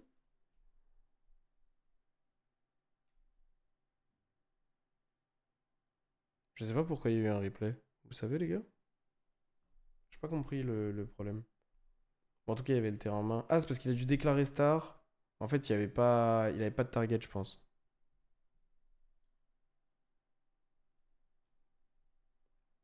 Du coup, à l'activation du terrain de la main, ça fait Kirin, Pop, Onyx, Trigger Garyonyx, Garyonyx est fait on board, pet Kirin de la main, enfin du deck, pardon, Kirin Reborn Arvata, et ça va faire Arvata, quoi, pet terrain ou pet un 4. Pet un 4, c'est le truc un peu greedy, qui peut être récompensé si l'adversaire a pas d'extender Ryzil. Mais si un extender Ryzil, ça peut être extrêmement difficile. Pet terrain, c'est le move safe. Et derrière Abdou, il a quand même des options à partir de là, hein. On va voir ce qu'il y a à faire. Surtout qu'il n'a pas utilisé du tout ses steps Mitsu encore. Et que l'Arvata, il peut bah, le bait tranquillement, hein. Il peut l'enlever du terrain, l'Arvata. Donc là, Abdou a l'air d'être dans une très bonne situation. Il fait Castel pour bait le Arvata. Ok, je pense qu'il n'y avait pas besoin de faire Castel. Je pense que tu pouvais te diriger vers des taux tranquillement, mais peu importe. Ça négate le Castel. Derrière, il y a Nod qui spawn. Nod prend Ghostbell, donc c'était Ghostbell dans la main de Jules. Ok. Mais le problème, c'est que derrière, il y a Prayers pour Abakiri. Et que du coup, bah, c'est extrêmement embêtant parce que là, Abakiri va gagner la game, je pense, hein. Summon Saji, Tribute Castel Saji, tuto Ritual Spell. Ça invoque du Garès, puis ça fait Ritual Spell de la main. C'est un peu bizarre comme séquencing, mais ok. Et à partir de là, Abdou, il est très bien et ça gagne. Ok. Jules, je pense qu'il était stressé par son feature. C'est normal. Il a fait un play du coup hyper safe, mais qui a manqué d'un fin de board costaud du coup. Là où je pense qu'il avait d'autres options, qui restaient ok dans Nibiru, mais qui faisaient des meilleurs fin de board. Et bah, il s'est fait punir. Surtout que c'est non-engine en main qui était impair, mais Ghostbell était peut-être pas assez bonne pour envisager de faire un demi-board comme ça. Il aurait peut-être dû tenter d'en faire un plus gros. Donc, mais c'est une game intéressante. Abdou, de son côté, il avait une bonne main, hein. Il avait, bah, surtout, il n'a pas été interrompu quasiment du tour. Donc, ça l'a aidé, c'est sûr. Il n'y a pas de problème, t'inquiète, Jules.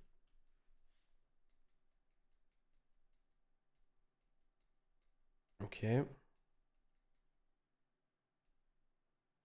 Ensuite, du coup, Extrave sur la game 2. Donc là, déjà, ça, c'est typiquement le genre de carte qui fait du bien à Fire King parce que augmenter la taille de sa main, c'est justement se permettre de faire. Genre, c'est combler un petit peu son problème, un, de stabilité, même si c'est pas vraiment le but de la carte, et deux, de ceiling parce que bah, plus de non-engine en main égale des boards qui ont moins besoin d'être étoffés, on va dire. Le truc, c'est qu'il prend H dessus. Quand elle bait une H comme ça, si t'as de quoi jouer à côté, la carte a fait son job. Si t'as pas de quoi jouer à côté, ah, c'est chiant, mais bon, en théorie, de toute manière, tu pouvais pas jouer, donc c'est pas la fin du monde, on va dire.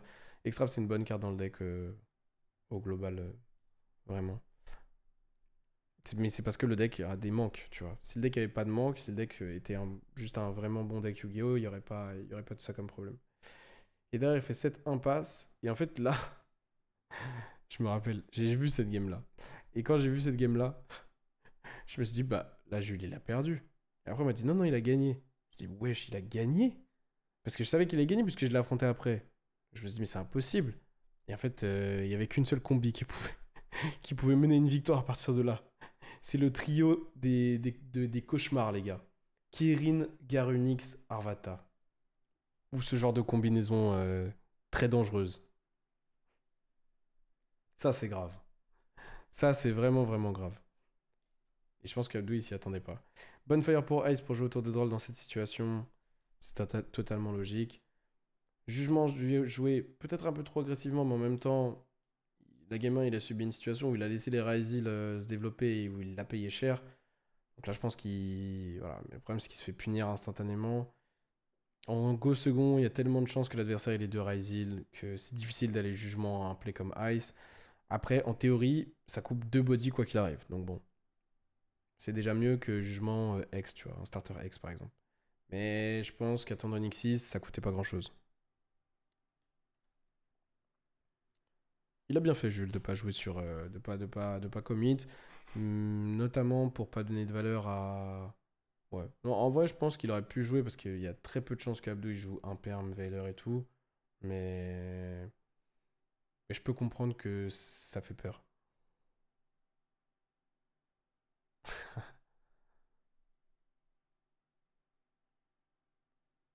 Surtout avec la hache dans le cimetière adverse. C'est vrai que ça aide la hache dans le cimetière adverse. Ouais. Il aurait probablement dû jouer, je pense. Mais ça s'entend aussi de pass turn. Ça s'entend aussi de pass turn. C'est juste dans le format, je pense que tu dois jouer dans cette situation. Parce qu'il y a trop peu d'entrap. Qui t'embête vraiment. Ok. Du coup, Ext va envoyer Twin. Ici, ses plays Ryzil, ils sont pas exceptionnels. Il décide d'aller sur Duo. Ouais. Là, c'est vraiment de la méconnaissance de Fire King, je pense. Parce qu'avec l'hésitation de Jules à jouer pendant son tour ou non, tu peux imaginer qu'il ait une combi au minimum de genre un feu, Kirin, Garu, des trucs comme ça. Au final, il se fait punir. Parce que non seulement ça va aller péter le duo drive, donc gérer les deux bodies qu'il y avait, mais en plus ça va mettre en place Arvata. Parce qu'il a vraiment une combi de dingue au niveau Fire King. Et du coup, ça met une negate de monstre qui va pouvoir couvrir le Habaki replay s'il y en a un. Donc derrière, il faut qu'Abdou il ait vraiment une bonne main pour gagner cette game. Je pense que le jugement aurait pu vraiment être utilisé plus tard parce que tu sais que quand il va faire un Xyz, si tu le jugement, tu vas lui faire perdre les deux bodies d'Ice, mais en plus de ça, genre tu vas lui faire perdre le skill de la Xyz. Ça aurait pu délayer l'utilisation de tes Fire King, ou même tu aurais pu jouer les Fire King d'abord, garder ton jugement pour après. Mais bon. Le node qui fait mal, je sais pas si on le connaissait ou pas. Ça envoie une seconde hache, ça tente de reborn, et ici c'est la negate, et visiblement il a pas de play rituel Abdou. Du coup, bah. Wesh, ça joue Wuzu? Comment ça peut jouer Wuzu? Mais c'est catastrophique. Pourquoi ça joue Wuzu dans son deck? Wesh. Après, s'il spé star, Cross met la pression et donne une draw immédiatement. C'est vrai que ça peut être un argument. Après, la draw, je pars du principe qu'on s'en fout. C'est plus les negates qui peuvent être chiantes, mais bon. Wuzu dans la version Ryzil, sincèrement, je pense vraiment que c'est dégueulasse, mais bon. C'est parce que c'est Samir, si c'est un choix de Samir vraiment, qu'on va laisser le bénéfice du doute. Mais ça m'a l'air d'être catastrophique, et bah typiquement dans cette main, ça l'est. Mais j'imagine que si la carte, tu la pioches pas, que tu la laisses dans ton deck, elle peut te servir dans des timings. Est-ce que c'est si important que ça? Je sais pas. Ça n'a pas l'air si important que ça. Du coup, le tour d'après, bon bah, Jules il développe, et là, bon bah, Abdou reste dans la game pour le respect du jeu, on va dire. Plus que pour vraiment une chance de la gagner. Donnez-moi une seconde, les gars, j'enlève les notifications Discord. Désolé. Hop, hop, hop. Ok. Il lui setup un board. Il était au top des Abdou. Je pensais que même qu'il aurait pu le tuer, mais je suis pas sûr. Et derrière, ça va jouer la game 3. Je pense que. Est-ce qu'Abdou pouvait gagner cette game 2? Je crois pas, parce que double H, Wuzu, Kusanagi, Sword, Ice. T'as quand même beaucoup de cartes mortes en main. C'est typiquement les raisons pour lesquelles je comprends pas la présence de Wuzu dans le deck, mais bon. Maintenant que j'y pense, si je vais amener ce que Samir, Jules risquait Gamma sur le Garonix. Je me le suis pris game 1, j'ai bégayé. Pendant son tour, ouais. Ouais, je capte, ouais, c'est pas faux. En théorie, le play de Jules jouait autour de Gamma, ouais. De faire Detto en première Xyz. Bah, c'est sûr que ça jouait mieux dans la situation. C'est sûr et certain. Maintenant, le problème, c'est comme il n'y avait pas de play derrière, tu vois. Parce qu'il avait ses cartes mortes en main, là, Kusanagi, Wuzu et tout. Bon, des cartes qui, je sais pas si elles devraient être dans le deck à ce moment-là. Bah, c'est vrai que c'était pas. Je pense que Detto, c'était faisable quand même. Parce que comme t'as H, tu vois. Ah, mais il avait Node aussi dans l'histoire. Il y a un Node qui est sorti dans l'histoire, non?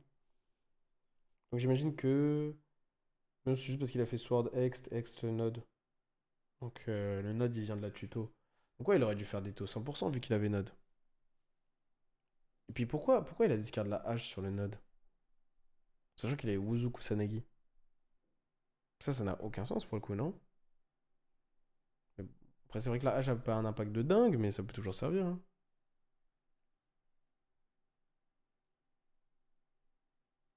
Detto est pas très bon into Fire King. Ouais, mais c'est quand même meilleur que Geodrive qui se fait défoncer comme ça.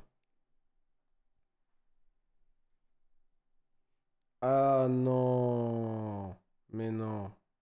Mais non, la Total Brick. C'est rare pour Mitsurazil de vraiment avoir 0-0 play, c'est vraiment vraiment rare. Parce que le deck a tellement de cartes d'engine que normalement il y a toujours un même. Des mains faibles, ça arrive. Mais des mains où tu fais rien, c'est quand même rare. Deux fois après, il faut jouer autour du 3 cartes.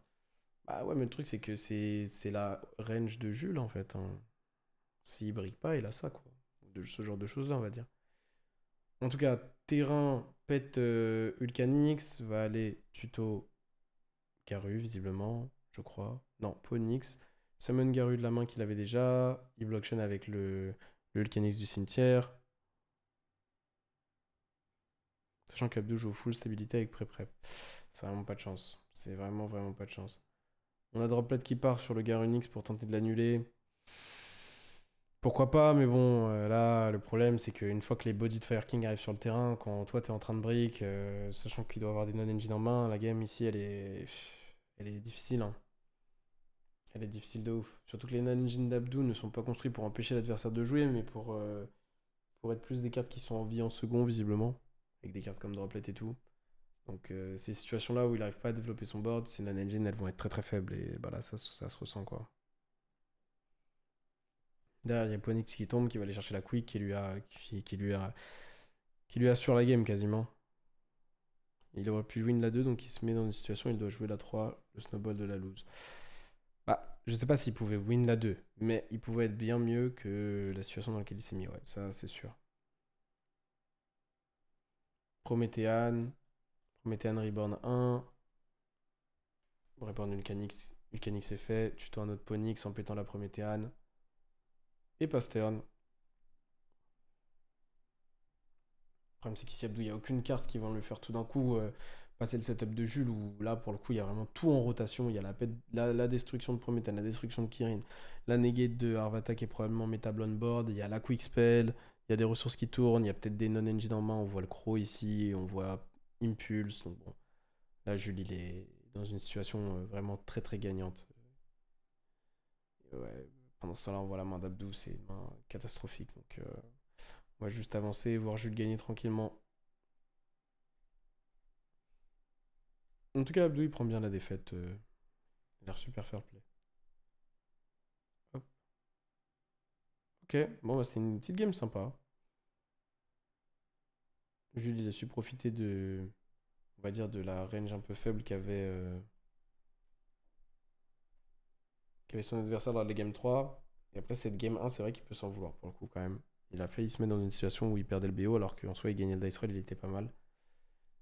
Et derrière, on a la game entre Brice et le joueur Mermail. Eddie. Brice commence. Il se prend un Purulia. Il va 7-1 faire le field spell. Donc j'imagine que c'est MTP posé. Pas forcément, mais ça a de grandes chances d'être MTP posé. Salut QC. Merci beaucoup Jules. J'ai à toi aussi. C'est super top 16 hein, au cas où. Dormouse ban Rabbit. Rabbit se réinvoque. Pas d'effet. Si, effet. Pose MTP. Donc peut-être qu'il joue GWC, Brice. Ou alors c'est un bait la poser au milieu. Je serais pas super étonné de sa part, mais c'est pas très utile. Mais bon. Ok, là pour l'instant il a donné 0 draw, il va partir sur Splash Match Reborn, et il va partir sur Rançon. Rançon est fait. Oui, de la part de Eddie. Et là pour le coup j'en ai déjà parlé avec Brice de cette game, donc je sais qu'il va faire une dinguerie. Il joue JWC, ok. Il fait tuto quick et il décide de pass turn. Et alors là, mais alors là, mais alors là, une telle envie de l'insulter me prend, parce que c'est mon pote évidemment. Ça, c'est la typique Brice, les gars. C'est la typique Brice. C'est j'ai peur de l'inconnu, donc je ne joue pas. Alors que c'est tellement gratuit ici de tenter de jouer la game, mais il se dit je suis dans un setup gagnant. Autant que je donne 0 draw à l'adversaire sur Purulia, je finis sur mon setup gagnant, je suis content. Le problème, c'est qu'il a surestimé la valeur de ses non-engine en main parce qu'en face, c'est Mermail. Et Mermail, bah, des setups gagnants habituellement dans Yu-Gi-Oh! Contre Mermail, ça l'est pas forcément. Donc ça, déjà, ça vient d'une première erreur qui est, quand tu joues dans un top cut, ne pas savoir ce que ton adversaire joue sur la round d'après, c'est honteux parce qu'il est littéralement à côté de toi, genre. Donc c'est dommage, il s'est mal préparé à ce top 16 et ça lui joue, c'est vraiment, bah, ça lui porte préjudice pour le coup. Surtout que rien qu'à les draws ici, c'est gratuit contre une draw de Purulia. Bah, en fait, si t'as déjà beaucoup de non-engine en main, pas tant que ça, Cartana, en réalité, pour le coup. Et même, il peut piocher sans donner de draw. Si tu pioches sans donner de draw, tu utilises JWC, quoi. Dans ce cas-là, oui. Si joue JWC, que c'est JWC posé au milieu, oui. Sinon, il est obligé de donner une draw. Sinon, il finit sans MTP pour piocher. Mais si c'est JWC, il aurait dû au moins piocher avec Chessy, probablement. En tout cas, en théorie, il est très bien. Le problème, c'est qu'il se prend H sur MTP. Et là, toute la game est remise en question parce que tout d'un coup, tes engines n'ont plus le même impact contre Mermail. Tu ne peux pas remove le Neptabis du board et c'est très très grave. Et il aurait pu faire cramer la hache gratuitement le tour d'avant, mais c'est juste que comme il a fait son petit tour de conservateur, bah il est foutu quoi. Donc là, à partir de là, Prince qui peut payer son coup, qui va probablement aller envoyer Squad ou Dragoon. Probablement Dragoon, pardon. Merci beaucoup, Johnny. Merci. Il va aller le negate quand même parce qu'il a tellement probablement d'effect Veiler-like qu'il va pas laisser le résoudre. Bon, ça se comprend. Ok, en face, on voit que dans la main, il y a Infanterie Squad et une sorte de barrière de glace. Donc en soi, il est pas si bien que ça, le joueur Mermail à ce moment-là. Je me demande comment est-ce qu'il gagne cette game. Blockchain 2, Rançon qui va aller mettre une marche en rotation. En face, avec Dragoon, ça a été tuto Poséidra. Ouais, le problème, c'est que Poséidra, on voit Squad, c'est trop fort.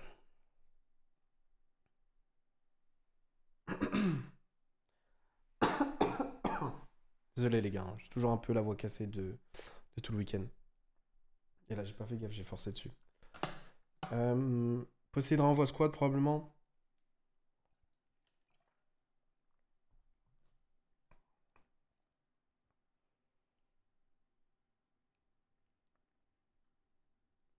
Bah, il hésite avec quoi? Il y a d'autres waters qui ont un effet bien là, en infanterie? Genre le barret de glace, il a un effet dans le cimetière? Elle hésite peut-être à envoyer Prince, effectivement, ouais. C'est trop fort Squad ici. Tu peux pas envoyer Prince ici, c'est trop fort Squad. Comment ça se fait, il lit les cartes Mermail, Brice? Comment ça se fait? C'est honteux, les gars. Il y a cette église qui est sortie et explique son problème. C'est-à-dire, tu parles de quoi comme problème?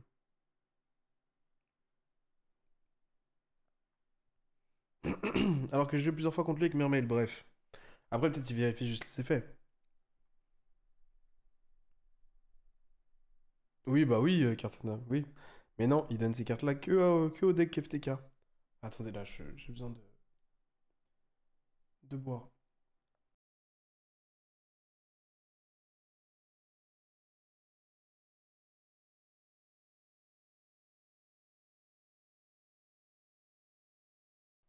Ok. Pourquoi il était out du tournoi? Mais on s'en fout, Dix. Après, il vaut mieux vérifier que se faire avoir par un effet. Ouais, c'est sûr. Ok.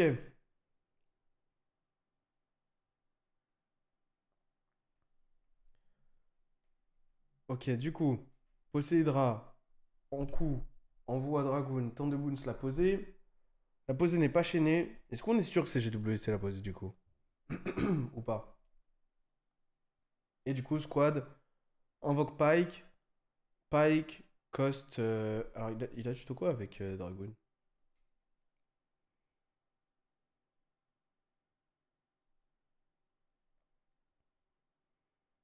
Ah bah, on sait pas encore. C'est en blockchain. Donc là, il a Pike, Dragoon et en réseau, il aura infanterie.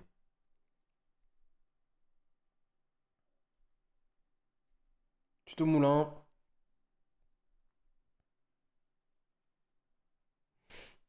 Je sais pas si c'était celle-là de poser Cartina, ça peut être un perm, par exemple.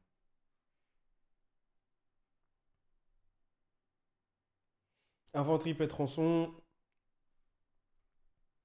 Et du coup, la tuto, c'était quoi? Moulin, ok. Et la tuto de Pike? Pike, c'est Prevailor, ok. Derrière, il y a Moulin qui est invoqué, discard 2. Et c'est à ce moment-là où ça va chaîner les bistettes côté Brice pour essayer de ne pas mourir. MDR blockchain tout. Du coup, il s'est fait discard quoi? Là, infinite, donc c'était infinite posé. Donc pendant son tour, Brice ne pouvait pas draw sans donner de draw. Parce que si il veut draw, il faut qu'il mette un chase on board. Pour mettre un chase on board, il faut qu'il MTP, bannit la rançon cost. Le problème, c'est que dans ce cas-là, sa MTP se finit au graveyard. Donc il est obligé de donner une draw, puisqu'il est obligé d'aller avec rançon et Chessy. Il fait Chessy ban Marcher, draw 2, Marcher revient. Et là, il est obligé de mettre un body on board qui va forcément venir de la main. C'est pour ça que Brice a décidé de ne pas aller plus loin dans sa loupe, c'est parce qu'il voulait donner 0 draw de la part des Charmy. Mais ça, le problème, c'est que bah, c'est probablement une erreur. Les gars, s'il vous plaît, putain, c'est fou quand même. C'est fou. On s'en fout de pourquoi est-ce qu'il s'est fait Game Lost ou je sais pas quoi. Il dit, on en a rien à faire, ce n'est pas notre problème. Ce n'est pas notre souci.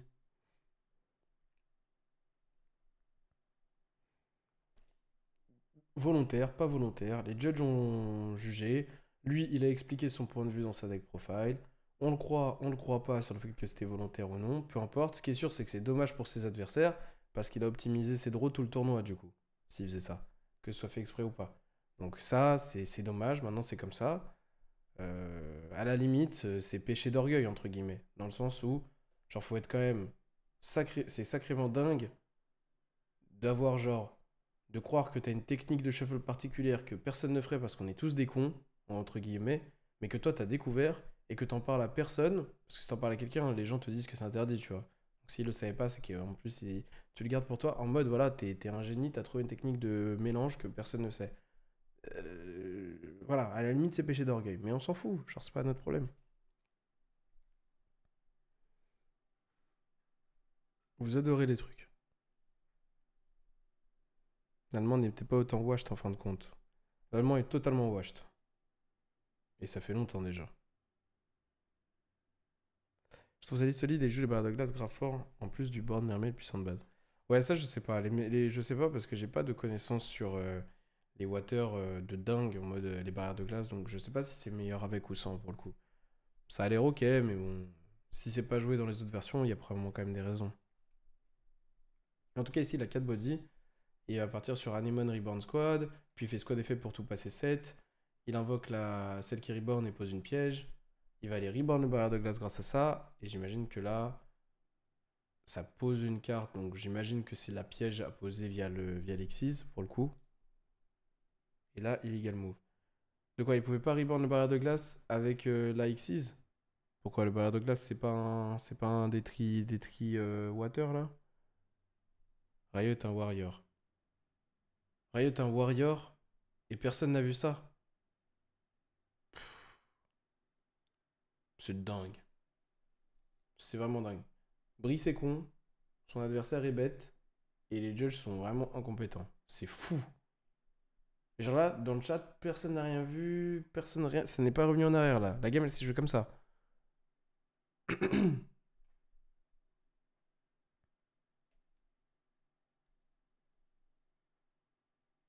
C'est fou.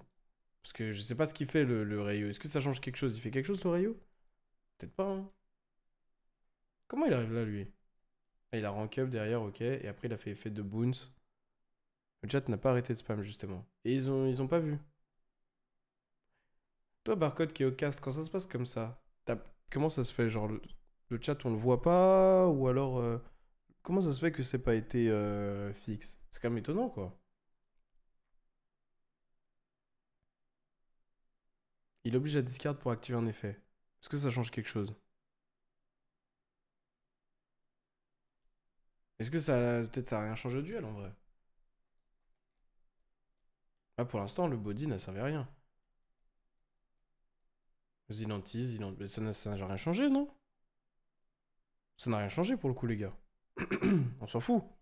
En vrai, il aurait rebound n'importe quoi, il aurait fait le même tour.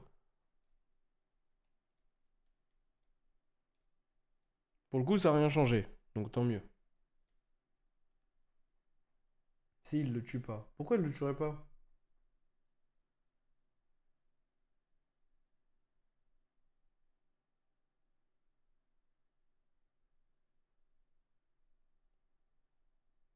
Oui, oui.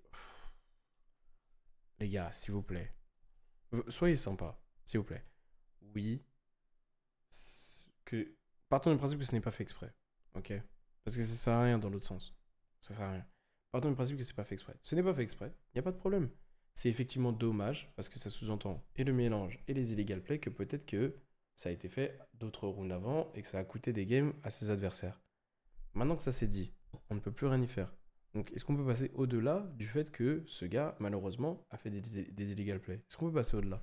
Sinon, si c'est pour ça qu'on veut regarder la game, alors on la regarde pas. Ça sert à rien. En plus, effectivement, là, pour le coup, c'est un stream. Donc il y a le stress, il y a le machin, c'est difficile.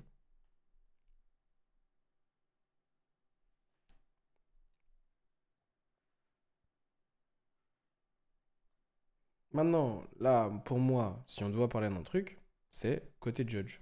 Côté judge, moi je trouve ça fou, les gars. Vous me dites, ça ouvre un débat. Vous me dites ce que vous en pensez. Dites-moi si je suis dur ou pas. Et s'il y a des gens qui ont déjà fait judge dans le chat, n'hésitez pas à me dire Gab, ferme ta gueule, tu racontes n'importe quoi. N'hésitez pas, ok? Et moi, je vous dis juste mon opinion, qui est basée sur le fait que je n'ai jamais judge de ma vie. Je tiens à le préciser. Donc c'est pas une opinion de connaisseur ou quoi. C'est juste une opinion de mec qui joue à Yu-Gi-Oh! Moi, je trouve que là, genre, le rôle d'un judge ici n'est pas difficile, genre, vraiment, genre. Un judge à la table, je trouve que ça peut être dur quand, tu sais, t'es appelé dans un game state, t'as rien suivi de la game, tu dois tout reprendre, et des fois, c'est parole contre parole, là, c'est dur, tu vois. Ou alors, parce que toute la journée, ça s'enchaîne, donc t'es en fin de journée, machin, bon. Mais là, t'es posé, tranquille, il y a une game qui se déroule devant tes yeux, tu vois pas un truc comme ça, ou plusieurs trucs comme ça, je suis désolé, mais il faut se remettre en question en termes de compétences. Ou alors, est-ce que c'est moi qui suis trop dur? Moi, je trouve vraiment pas ça difficile là. C'est ton rôle, tu joues pas la game, toi. Tu t'assures juste qu'il n'y ait pas d'illegal play. C'est si dur que ça, franchement? Moi, je trouve pas ça dur, quoi. Mais vous me dites si je me. Dites-moi, les gars, hein. Moi, je trouve que là, c'est vraiment étonnant. Ça peut toujours arriver. Mais ils sont deux en plus, tu vois. Faut pas être dur avec eux, ça reste des bénévoles. Mais bah non, non, c'est pas des bénévoles. De un, c'est pas des bénévoles, et de deux, le système compétitif de Yu-Gi-Oh! A besoin de bons judges. Je dis pas que ce sont des mauvais judges, je dis qu'en tout cas, on a besoin de judges compétents. Et d'un système judge compétent. Bah oui, Barcode, mais toi, t'es dans ton rôle, tu vois. T'es dans ton rôle. Et à un bon moment, il faut aussi dire la vérité. La vérité, c'est que il y a des gens à des endroits, peut-être que c'est pas les bons. C'est ça aussi la vérité. Mon pote qui est judge m'a dit que c'était le plus dur en stream. Parce que t'as peut-être un peu de pression ou quoi, mais franchement, moi, je veux bien être gentil et tout. Genre, le but, c'est pas d'en parler pour dire ouais, mauvais, bon, machin, on s'en fout. Mais moi, quand même, je pointe du doigt un truc, c'est que le niveau moyen des judges, et c'est pas qu'en France, c'est partout, il est trop faible. Il est trop trop faible. Suivre la game à 100%, c'est plus compliqué, surtout quand tu ne connais pas le deck. Mais abusez pas, les gars, c'est Mermail. T'es judge, tu connais pas Mermail. T'es judge de CDF, tu connais pas Mermail. Bon. Oui, c'est ça, en gros, Massimo. Bref. Moi, je trouve que le niveau global est trop bas. C'est mon avis.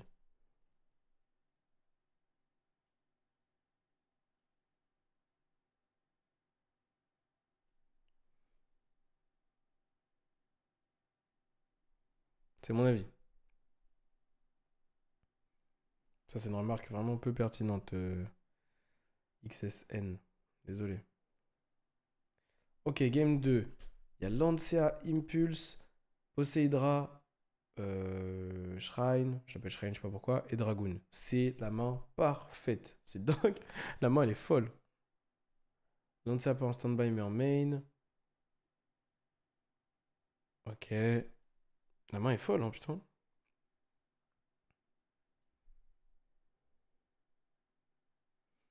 Les gars, pourquoi vous voulez mettre barcode dans la sauce?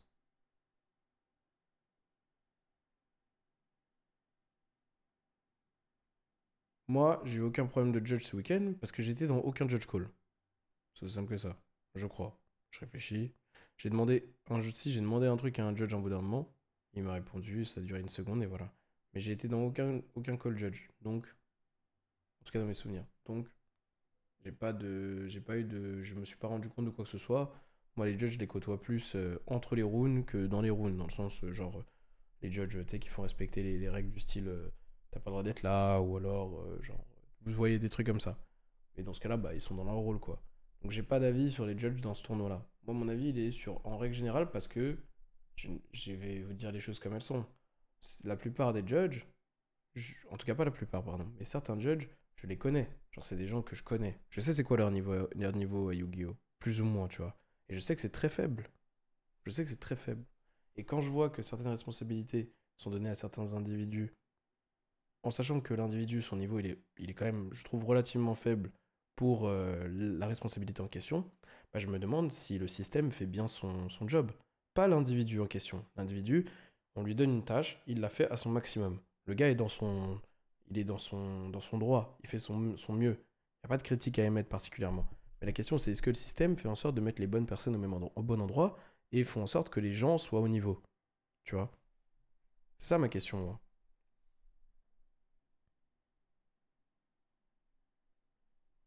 Et c'est là où il y a débat. C'est pas est-ce que le judge est bon ou est-ce que le judge est mauvais. C'est pourquoi est-ce qu'il est là, tu vois. D'un autre côté, les joueurs qui connaissent vraiment bien les decks n'ont-ils pas plus intérêt à jouer plutôt qu'à judge? Ça dépend c'est quoi leur passion, de un, puis ça dépend pourquoi, genre. Tu sais pas du tout le même. Je sais pas, c'est comme si dire est-ce qu'un mec qui conduit mieux, il a intérêt à prendre une grosse voiture qu'une petite, tu vois. C'est pas lié, tu vois. Mais c'est vrai que quand t'es un très bon joueur, t'as tendance à jouer à Yu-Gi-Oh! Mais il y a aussi des très bons joueurs qui font judge parce qu'ils préfèrent être judge ou parce que ils ont envie de faire le voyage avec leurs potes, mais ils ont envie d'avoir un retour sur temps investi, tu vois.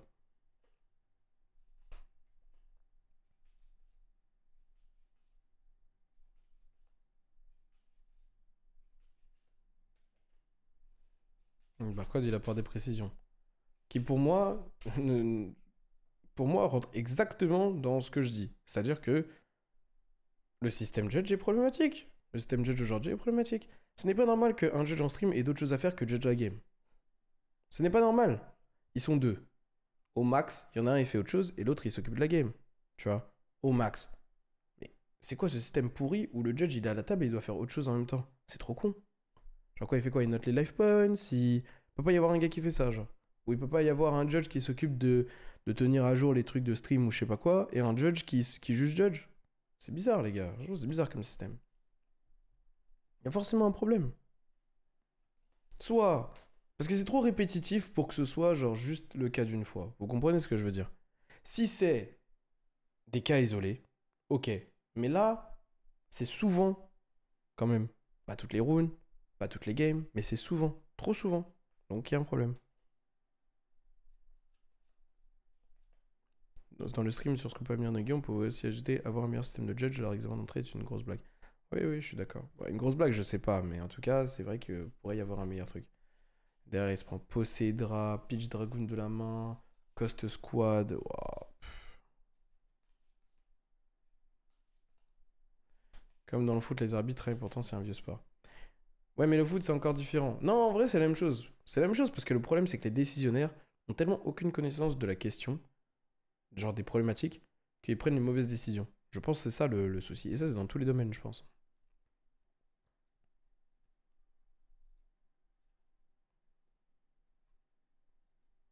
Bonsoir, je suis curieux d'avoir votre avis sur le time en top cut. Je viens d'un autre TCG, je comprends vraiment pas pourquoi il y a encore une limite. Voir la même limite de temps en top 8 que pendant les rounds, je pense que l'argument de ne pas perdre de temps n'est pas valide, ça fonctionne très bien dans de plus gros tournois comme Magic the Gathering. Bah en fait c'est simple, c'est que le temps dans Yu-Gi-Oh c'est une ressource. C'est une ressource qui est exploitable dans le sens... je sais pas comment expliquer ça. En fait c'est un jeu qui est vraiment différent des autres TCG. La capacité à jouer dans des délais ok, genre c'est-à-dire de jouer relativement rapidement, ça a de la valeur, genre. Tu vois ce que je veux dire? C'est-à-dire que si je te donne un deck Yu-Gi-Oh! Et que t'as tout le temps de penser à faire ce que tu veux, bah. C'est injuste. Tu vas jouer à un niveau qui est bien au-dessus de ce que tu ferais si tu es pressé par le temps.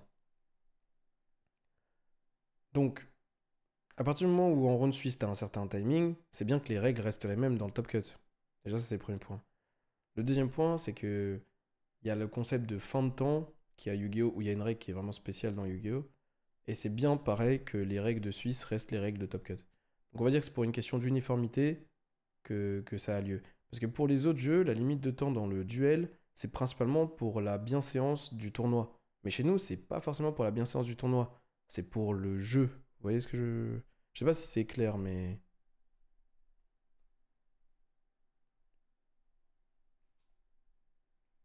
Je sais pas si c'est clair ce que je raconte, mais... C'est un peu comme... Ouais, voilà. C'est comme si je dis aux échecs, on fait un tournoi à format 10 minutes chacun, pas de gain de temps à chaque coup, ok? Et d'un coup, quand on rentre dans la phase à élimination directe de ce tournoi, par exemple, bah, on passe en blitz ou on passe en partie longue, genre. C'est un peu chelou, tu vois.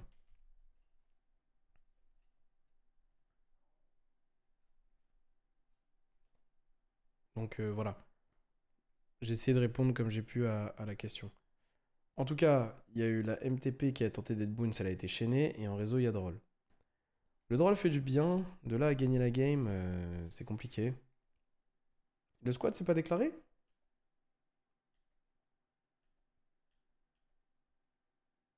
Squad en coup, MTP. Attendez, je comprends pas. Tu joues aux échecs? Pas beaucoup, non. En fun, oui, mais pas sérieusement, quoi. Je comprends pas. Ça déclare squad et ça chaîne drôle, ok. Du coup, squad se résout, oui, voilà. Spé Prince pour plutôt son effet du cimetière qu'autre chose. Shrine envoie Prince. Shrine va pouvoir spé un du deck. Ou tuto 1. En l'occurrence, ça spé Agirine, qui est capable de s'invoquer spécialement de la main de faire un jeton, mais vu qu'il est sous droit, il doit l'aspect. Et il va y avoir Prince qui va proc, qui va aller reborn un Atlantean.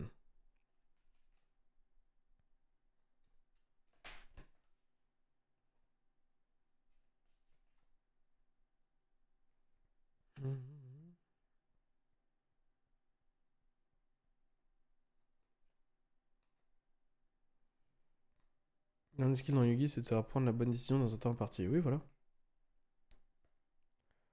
L'exemple des échecs me parle bien mieux. Non, mais il a pas de problème, hein. Par contre, moi je comprends que venant d'un autre jeu, ça peut ne pas faire sens, hein. Tout comme moi, venant du Yu-Gi-Oh, si je vais dans un jeu où la règle change au fur et à mesure du tournoi, je me dirais, oula, wesh, pourquoi, tu vois? Peut-être qu'il est... Voilà. Je dis pas que c'est le truc le plus logique du monde, hein, mais moi, en tant que joueur compétitif, si c'était... Quand c'était pas le cas, parce qu'il y a des tournois où c'est pas le cas. Il y avait des YCS en Amérique, je crois que les YCS en Amérique, les Major Events, plus tu vas loin dans le top 4, plus t'as du temps. Et genre, en tant que joueur Yu-Gi-Oh compétitif, genre, c'est une aberration, genre. Vraiment, c'est trop con, genre. Mais dans Yu-Gi, hein. Attention, hein.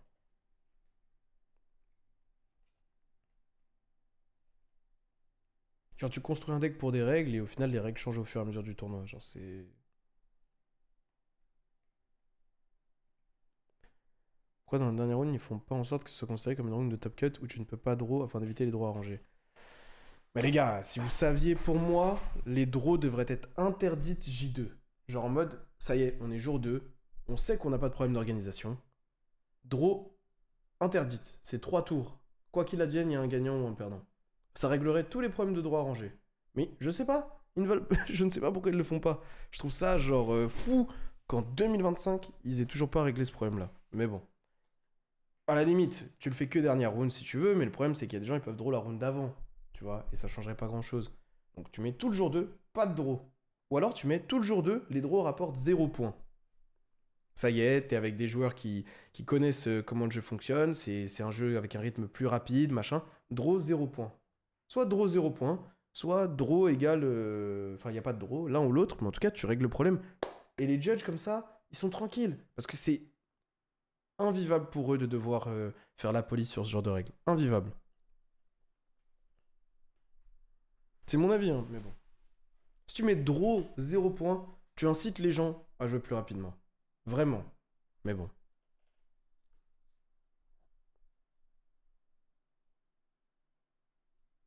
Il y a des options. Je dis pas que ce que j'ai proposé c'est les meilleurs, mais en tout cas c'est sûr qu'il y a des solutions. C'est dommage qu'elles soient pas mises en place. Ok, donc il y avait Impulse posé. Avec les 2-7, ça part sur la X6 qui reborn, mais il se prend Impulse, il y a MTP au Grave. Il va gagner, Brice, non? Il va gagner, je crois. Il n'y a toujours pas de norme, Eddy? Ouais, il a toujours pas de norme.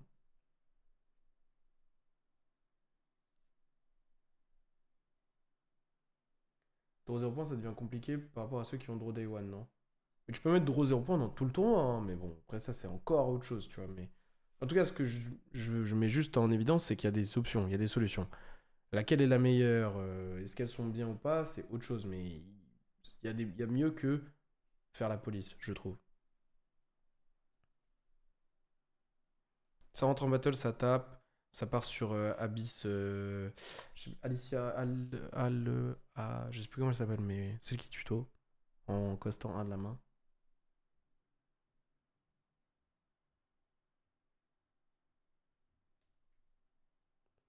En fin de main phase, il y a Marcher qui est activé, banni Chessie, Chessie se réinvoque, mais ça se prend Impulse.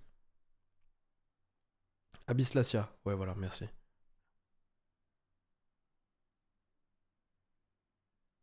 Faut accepter les droits arrangés comme les autres TCG, basta. Mais tu peux pas faire ça. En fait, ça le problème, c'est que j'ai un vrai. Ça m'irrite de ouf.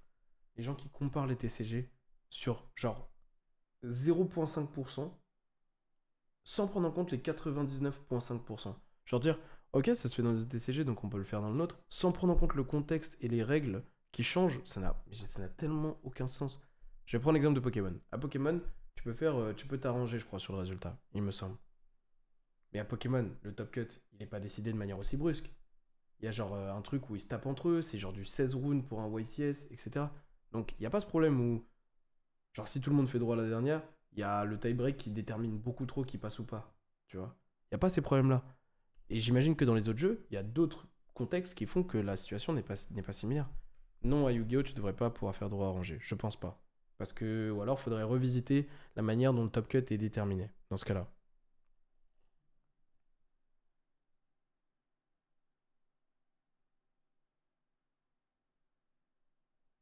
Après, peu importe. Toutes les solutions sont envisageables tant qu'elles sont cohérentes de A à Z. Le problème, c'est que notre situation actuelle, elle est difficile à appliquer. C'est ça surtout le problème. Bon, donc là, Brice, il est libre de jouer à partir de là. Il va partir sur Goldsark pour Dormouse. Et ici, il a juste gagné. Il y a Shrine qui va tenter de Boons 1 en faisant Shrine discard.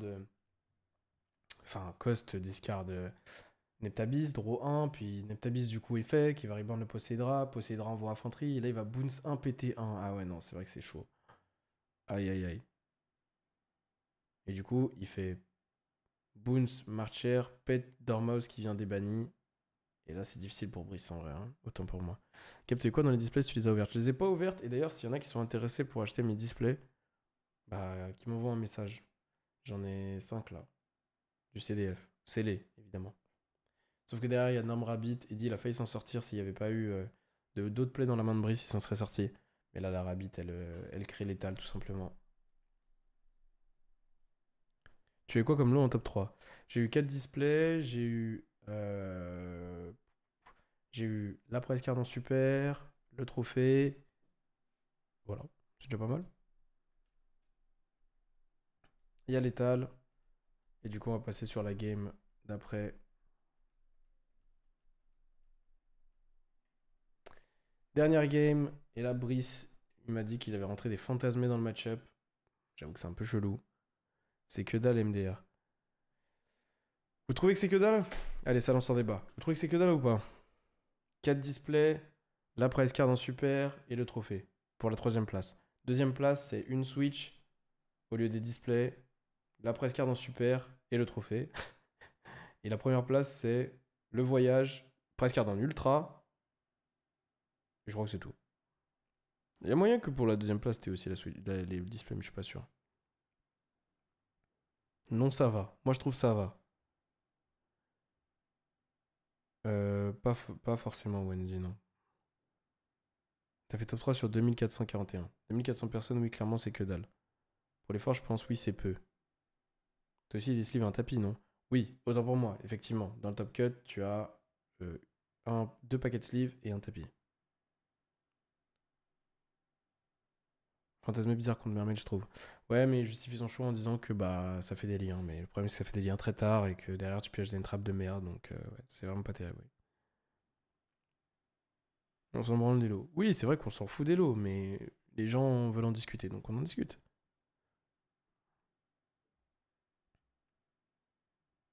Mais il m'a fait une link le tour précédent, j'ai rentré Fanta du coup. Oui, ce mec est un enfoiré. Brice est un enfoiré, les gars.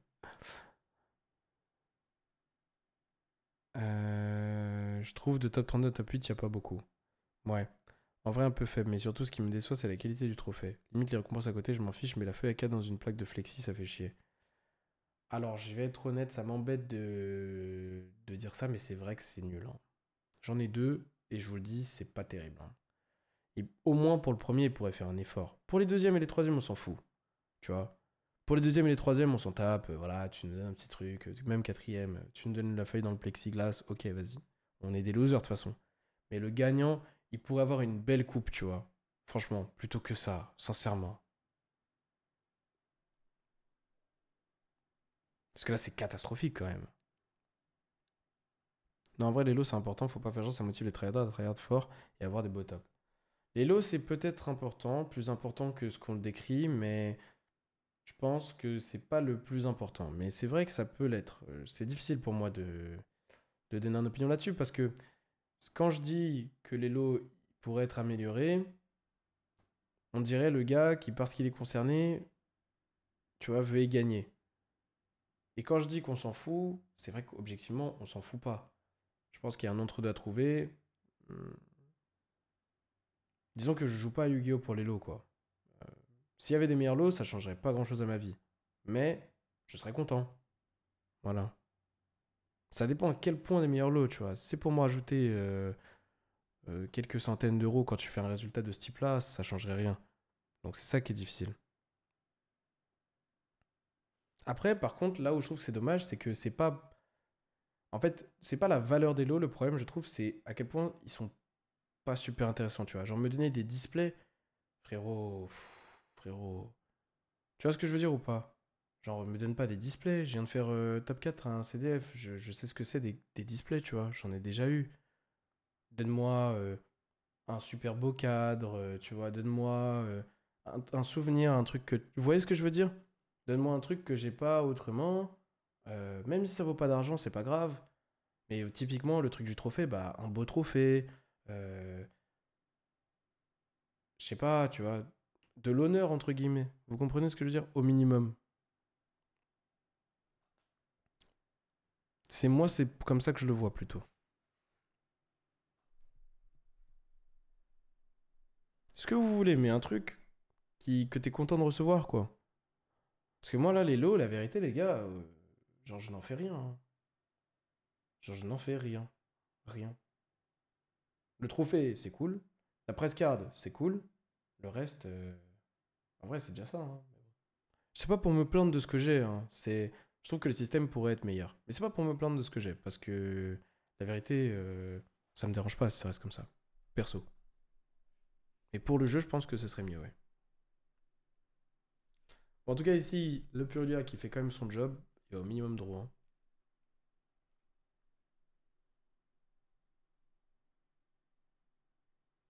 Typiquement, regardez ce que vient de dire M-Hat.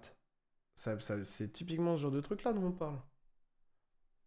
Un petit cadre comme ça, tu vois, ce genre de taille là, comme ça, tu vois, à peu près.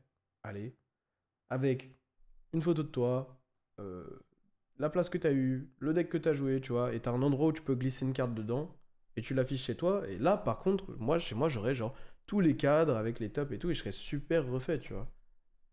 Mais, bah non, à la place, on te passe des trucs qui sont certes monnayables, mais pas terribles, quoi. Par contre, autre débat, est-ce que l'arrivée des stampede cards qui vont certainement coter vont pas amener plus de cheats slash danger du coup? Alors, deux opinions là-dessus. Un, je pense qu'elles ne vaudront rien. Je pense que les gens surestiment, ne comprennent pas que le problème de Yu-Gi-Oh!, si on parle de valeur des lots, c'est pas ce qu'ils proposent, c'est qu'il n'y a pas de demande. Personne ne va vouloir ce Veiler en stampede machin, personne ne va mettre plusieurs centaines d'euros dedans, ou très peu de gens. Peut-être au départ, parce que ce sera nouveau, mais au fur et à mesure, ce sera des cartes qui vaudront 50 balles, 60 balles, max 100 balles, tu vois. Et dans ce cas-là, ça change que dalle en, vrai, en vérité. On s'en fout. Genre vraiment, vous vous rendez pas compte à quel point on s'en fout. C'est juste que tout le monde vous a brassé l'idée de ouais, on devrait faire du stamp machin sur les cartes et tout. Alors que c'est de la merde, genre, c'est vraiment nul. Je trouve ça claqué. Je préfère largement que tu me donnes un beau souvenir, un truc que je garde de toute ma vie, qui me fait plaisir, en mode bravo d'avoir fait ça, bravo d'avoir machin, plutôt que tu me donnes un truc que je vais vendre 60 balles, voilà, j'en ai rien à foutre. Donc ça c'est le premier point. C'est mon avis, ça n'engage que moi. Le deuxième point, c'est que non, je pense pas que le fait qu'il y ait plus de valeur dans le top cut va inciter plus que ça les gens à genre tricher ou quoi. Je pense que des tricheurs dans le jeu, il y en a déjà plein. Et je pense qu'ils continueront à tricher. Et voilà. Par contre, effectivement, peut-être qu'il faudra que les judges fassent plus attention, mais bon. Lors de ta victoire au CDE, tu as eu une coupe. Lors de pour le coup, victoire de YCS ou de CDE, tu as un trophée qui est un peu plus beau, pour le coup, ouais. C'est même pas en mode narcissique en plus, hein, style, c'est vraiment en mode souvenir, tu vois. Genre, c'est beau. Genre, moi, j'hésitais à le faire pour moi. Premier degré. Bon, en tout cas, le Purelia, qui draw même 2. Mais du coup, le problème, c'est que là, il part sur des synchro 10. Et elle, c'est vrai qu'elle est hyper puissante, cette carte, hein. Tu peux avoir une bague. Ouais, tu peux avoir une bague, tu peux avoir... Il y a plein de trucs qui existent, hein. Il y a plein de trucs qui seraient sympas. Mais tranquille, ils ont le temps. Ça bougera petit à petit, les gars. Faut pas être trop pressé non plus.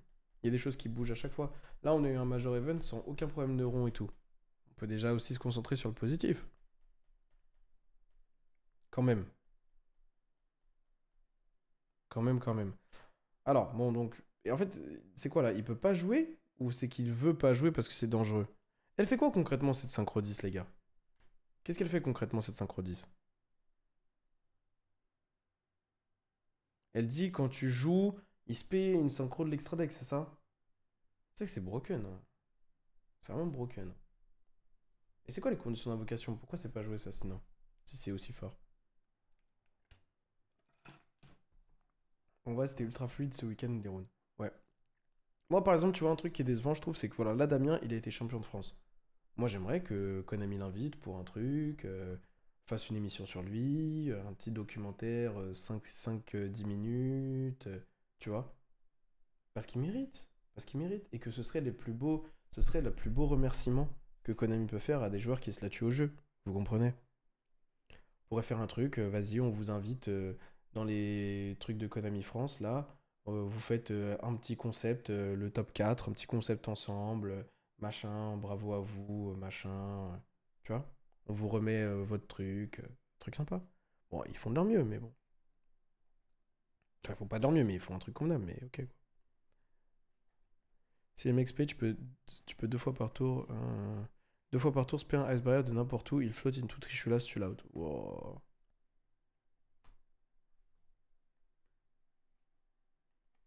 Ça s'améliore, mais c'est vrai qu'ils sont encore un peu en retard, Rafou. Faut pas se prendre la tête.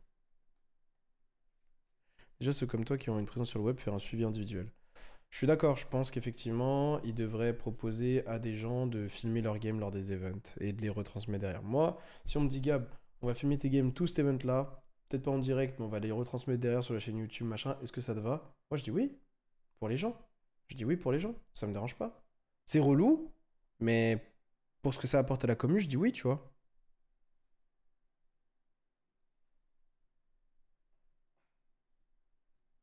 Un deck structure de ton deck, oui, c'est super, ils font ça dans Pokémon et c'est génial. Exactement. Bon, à partir de là, c'est la décadence, hein. Il joue pas soit parce qu'il peut pas, soit parce que ça vaut pas le coup dans le Ice Barrière. Et voilà, il se fait défoncer petit à petit. Tour d'après, sa norme Dragoon tape. Il est obligé de jouer. Il fait norme Dormouse. Il déclare l'effet, il se prend un perm. Il part sur Linguribo. Il y a là un pulse qui empêche le gars de spé, mais le problème c'est que ça flotte dans Trishula. Trishula fait l'effet. Il y a un Boldrake qui est chaîné.